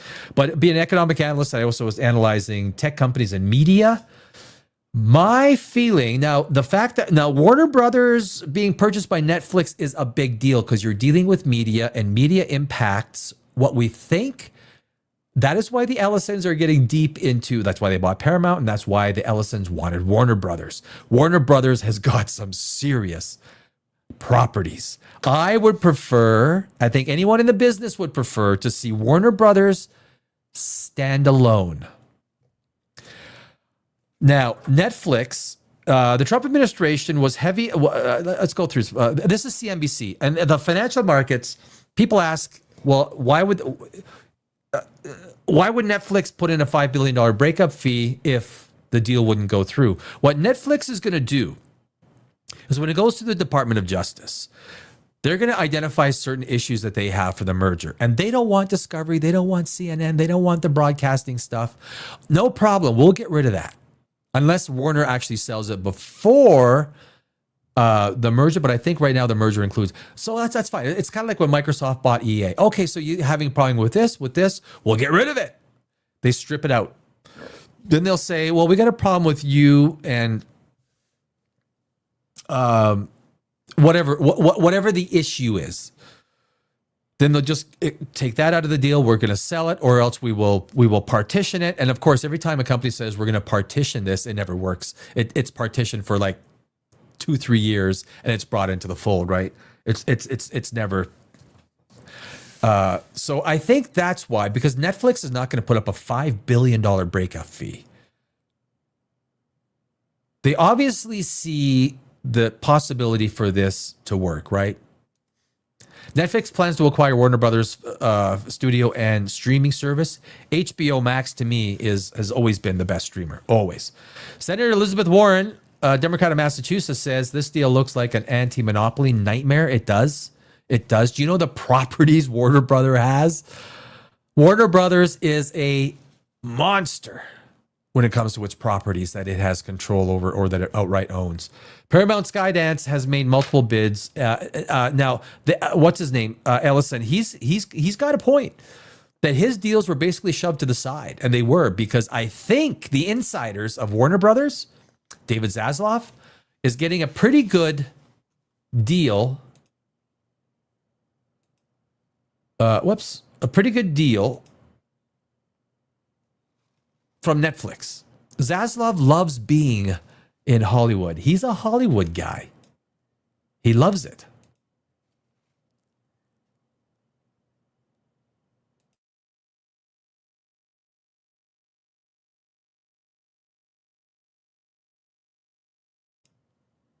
And that's why there's, I think, preferential consideration taken for the Netflix. Because it didn't really... Netflix is the worst case scenario for Lord of the Rings, for Harry Potter, for Dune, for... everything that Warner Brothers owns. The way Warner Brothers was put together with a $40 billion debt load with Discovery, Warner Brothers, and that was a very complicated merger that was put together, not for the benefit of Warner Brothers shareholders, but everyone that invested in Warner Brothers Discovery knew what they were buying into.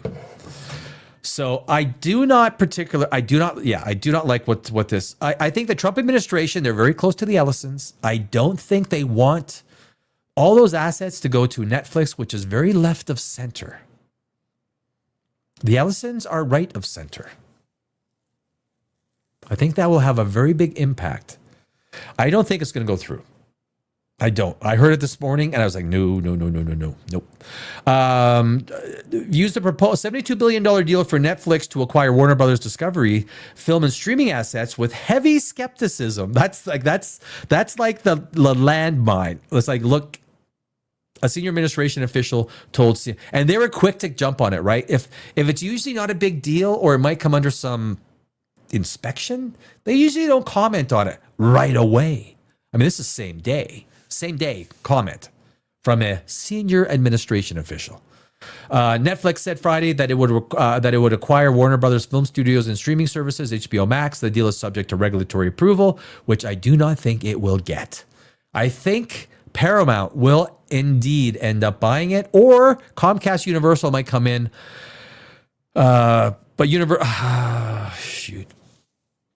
I would still like to see Warner Brothers just... Although I do think the James Gunn DC universe could... it's bye-bye. Like Paramount or Netflix takes it, James Gunn is gone. That first Superman movie was, from a screenwriting perspective, garbage. Crap. Terrible screenwriting. Terrible storytelling. A Netflix Warner Brothers would create one massive media giant with control of close to half of the streaming market, threatening to force Americans into higher subscription prices and fewer choices over what and how they watch, while putting American workers at risk. I do not usually agree with Elizabeth Warren, but I do agree with her here. Very much so. It will undermine the creative process. It will put too much power of media. You can argue, look at what Disney fucked it up. Netflix is almost 3 Disneys in market cap. 3 Disneys in market cap. Under Donald J. Trump, the antitrust review process has also become a cesspool of political favoritism and corruption, Warren said, like it's not under a Democrat. You know, the politicians that talk, I'll talk this way for this, I'll talk this way for that. The Justice Department must enforce our nation's anti-monopoly laws fairly and transparently, not use the Warner Brothers deal review to influence peddling and bribery. Well, you got to start doing that with the tech companies. You got tech companies that are worth $4 trillion that just keep buying stuff up. They're in everything. You think maybe at some point in time someone says, I think maybe Microsoft might have its paws into enough things. It's like, build the shit that you already have. Allow other markets to develop and build, let other unicorns to prosper. Competition, not at the mega cap level, is what we need. Now, that includes Elon Musk, Zuckerberg, all of them. That's my opinion. That's how the free market is supposed to work, right? Paramount Sundance had made multiple bids for the entirety of Warner Brothers Discovery as opposed to a subsequent company's assets. Paramount's final bid, which was received Thursday evening, was for $30 per share, all cash. All cash. CNBC previously reported. Comcast also made a bid for Warner Brothers film and streaming properties. The New York Post on Thursday reported that Paramount Skydance chief David Ellison met with Trump officials and the key lawmakers in Washington, D.C. on Wednesday to press his case against Warner Brothers Discovery potential selection of Netflix as a merger partner. It's no secret the Trump administration is very close with the Ellisons. Trump wants to see Warner Brothers with Paramount. Now, I would say from a creative perspective, because David Ellison is a little bit more of a traditionalist as far as we can tell or see. Now, you can argue the Ellisons are very pro-Zionist, right? Everyone dealing with the whole Zionist thing is going to say Larry Ellison gives billions to the Zionist movement and the idea that you're owning media. Some people will say, you know what they're going to say. I don't think I have to say it. I'm sure I'm going to get some ripple comments. Oh, you son of a bitch. It's like, look, I'm a reporter here. But I do not, having been in Hollywood for 20 years, being a screenwriter, understanding what a lot of directors, production people go through, what's best for the industry, Warner Brothers as a standalone entity is the best. I like the idea of Warner Brothers selling off Discovery, selling off those assets, and letting WB be independent.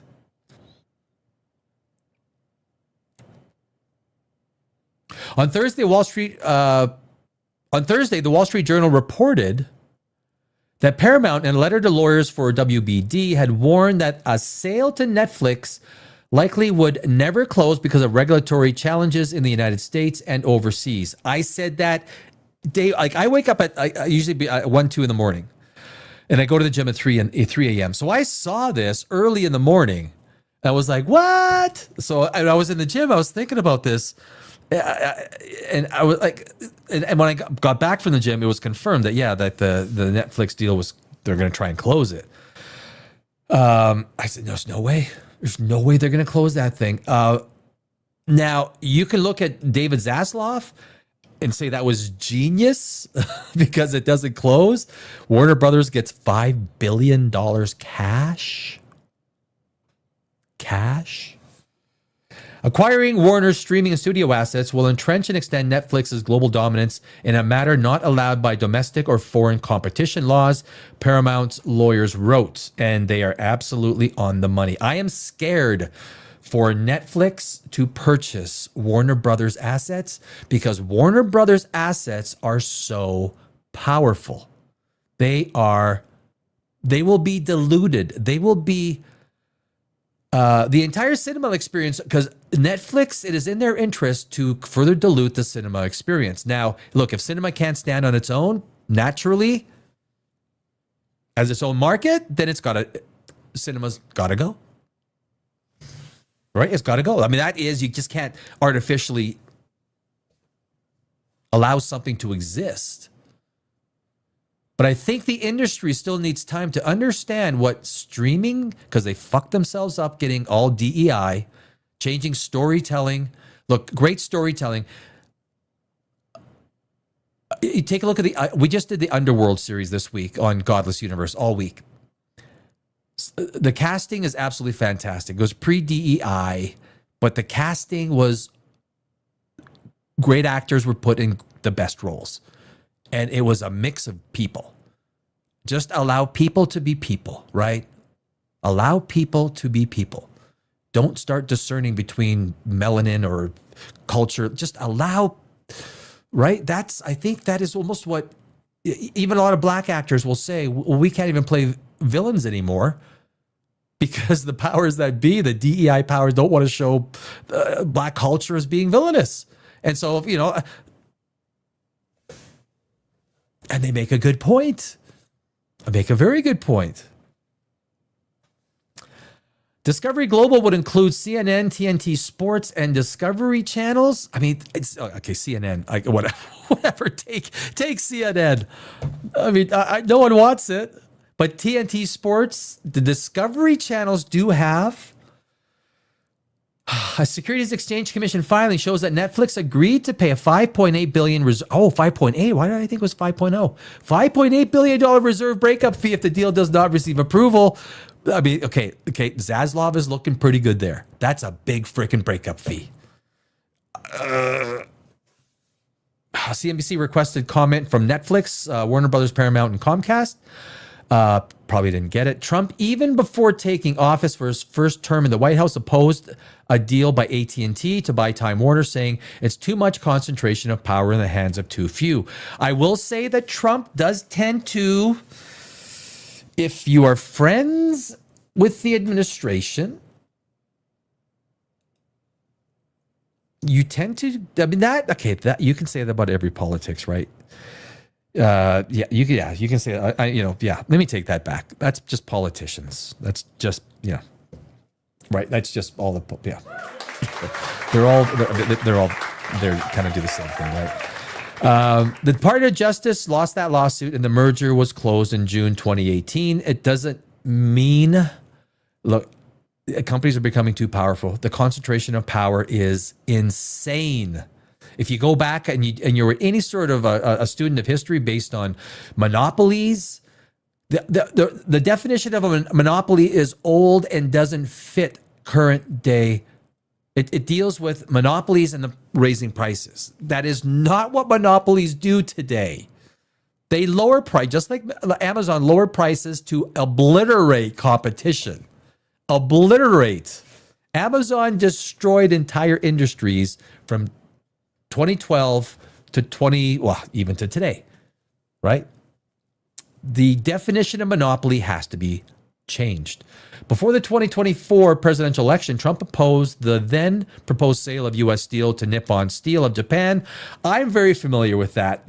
But after re-entering the White House in January, Trump in June signed an executive order approving the merger after the company signed a national security agreement with the U.S. government. There was a lot of things associated with that deal. And CNBC, because they are left-leaning, does tend to miss a lot of information. As long as U.S. Steel, as well, I see, is maintained as a subsidiary and not a division, that was, to me, a subsidiary reports financials separately from the mother company. A division of merges their financials. I always said make U.S. Steel a subsidiary and not a division. You might have some good talking points. I don't know exactly how the final deal was constructed, nor was it ever put out there. The agreement gave the U.S. government a golden share in the right. That is the one thing that Trump is doing is the government is taking equity positions in a lot of, as long as it's not majority, right? Because that's socializing. That's communism. If government owns 51% of something, certainly an industry, that's socializing, right? Government has control of it. That's no bueno. It's no bueno, senores and senoritas. The agreement gave the U.S. government a golden share in the merged company, which Trump claims gives a president total control. Not sure that's good. Experts said the shares gives the outsized say in the corporate governance. Correction, a senior administration official said the Trump administration views the deal with heavy skepticism. A previous version mischaracterized the official. Okay. And Comcast is the parent company of NBC Universal, which owns CNBC. So the financial reporters on CNBC, like David Faber, he's the media reporter. He's good, right? He does not. David Faber is good. This was written by Dan Magnan. He's with, he's not. So, but anyway, that is, excuse me, that is kind of, Melissa Linville. Hi. Thanking God is right up there with thoughts and prayers, but hey, I'll take whatever good vibes you want to give me. Gurus, hey, there's no argument with God. If you like God, you accept God, keep him. Because I don't does not mean we can't be good friends. Right? It does not mean anything that we cannot be good friends. People disagree on a lot of things and they're good friends. Very good friend. No one agrees on everything. And agreeing on religion, blind faith, the idea, concept, I believe in science. I believe in 6 times 4 equals 24. I believe in 1 plus 1 equals 2. I believe that the universe works under a set of physical laws that govern it, you know? But hey, I have a lot of friends. I have a lot of friends that are religious. A lot of friends that believe in God. I don't. We still go out for beers and chicken wings and make jokes and basically laugh about the same things, right? So that is anyway. AI 3. Yes, yeah. I don't. Yeah. So anyway, I think Doomsday. We talked about Doomsday. I mean, the Netflix Warner Brothers CNBC thing, that was kind of like. It's a big deal. It's a big deal because it affects science fiction properties. You can never underestimate the power of science fiction as it relates to the science industry. Many science fact people, astrophysicists, planetary scientists, cosmologists, they watch science. They grew up with science fiction. Science fiction accelerates the dream process, right? For people to get out there and it fuels the brain juice, the imagination. We know that science fiction is not science fact, but science fiction fuels the brain juice of imagination, and that is why Warner Brothers, with some of the properties they have, is such an important thing that Netflix not buy them. We need the vices of creativity, especially as they relate to science fiction, fantasy, that whole genre, just like it did in the 60s, 70s, and 80s. I mean, look, Star Wars, Dune, Star Trek, Space 1999, Carl Sagan, Cosmos, Star Wars, all these properties accelerated the desire for humanity to seek more beyond the moon. Science fiction may not adhere to science fact, but it gets the juices of imagination going. And I think that's why if I would make the Netflix owning such a massive property like Warner Brothers will create stagnation in the creative process. It will eliminate competition, which fuels those things that we need. Yeah, I hope that something changes for that. Next week, guys, we're getting into China in crisis. If you have not seen the streets of China in Shanghai and Beijing, you will be floored by what I'm going to show you next week. China is a disaster. It's a disaster. Shanghai, I got some new AI stuff. We're going deep into AI every week. We're going to be doing a little bit of doomsday stuff. We get into the films, right? We get into I'm a screenwriter, so that's my wheelhouse. Aliens. Oh, I got some. Age of Discovery. I reviewed that this past week. Next week, we got some other stuff on aliens. We're going to be talking some aliens, my friends. So, and I guess Randall Carlson, he went to the hospital. I heard Randall Carlson. You guys know Randall Carlson? He went to the hospital. So I don't want to say prayers because it doesn't come across genuine. But best wishes for Randall Carlson. Hopefully he's okay. He was rushed to the hospital or something like that. Haven't seen any news on it, so hopefully he's okay. I mean, I'm not a guy I agree with in a lot of things because I'm a science guy. But next week is going to be full of some exciting stuff, guys. A lot of exciting stuff. Everything from AI, 3i Atlas, Avi Loeb, China in crisis, movie stuff. We're going to be talking about Warner Brothers. Next week is going to be fun. And not to mention Christmas. Oh yeah, that's the Grinch. Guys, I thank you for this. Was our first edition of Godless Godless Happy Hour. Thank God it's Friday. I'll probably do more of these because it's a little bit more relaxed than I usually do. It's low stress, a little bit of fun.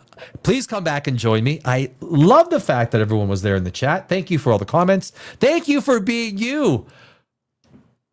And I will see you tomorrow night, my other channel, Pop Rageous. Tomorrow night, I am live. And I just talk movies and I just talk pop culture and all that kind of stuff. So if I don't see you tomorrow, I will see you on Monday, 7 o'clock Eastern, 4 o'clock Pacific on a godless universe. Cheers. Have a great weekend, guys.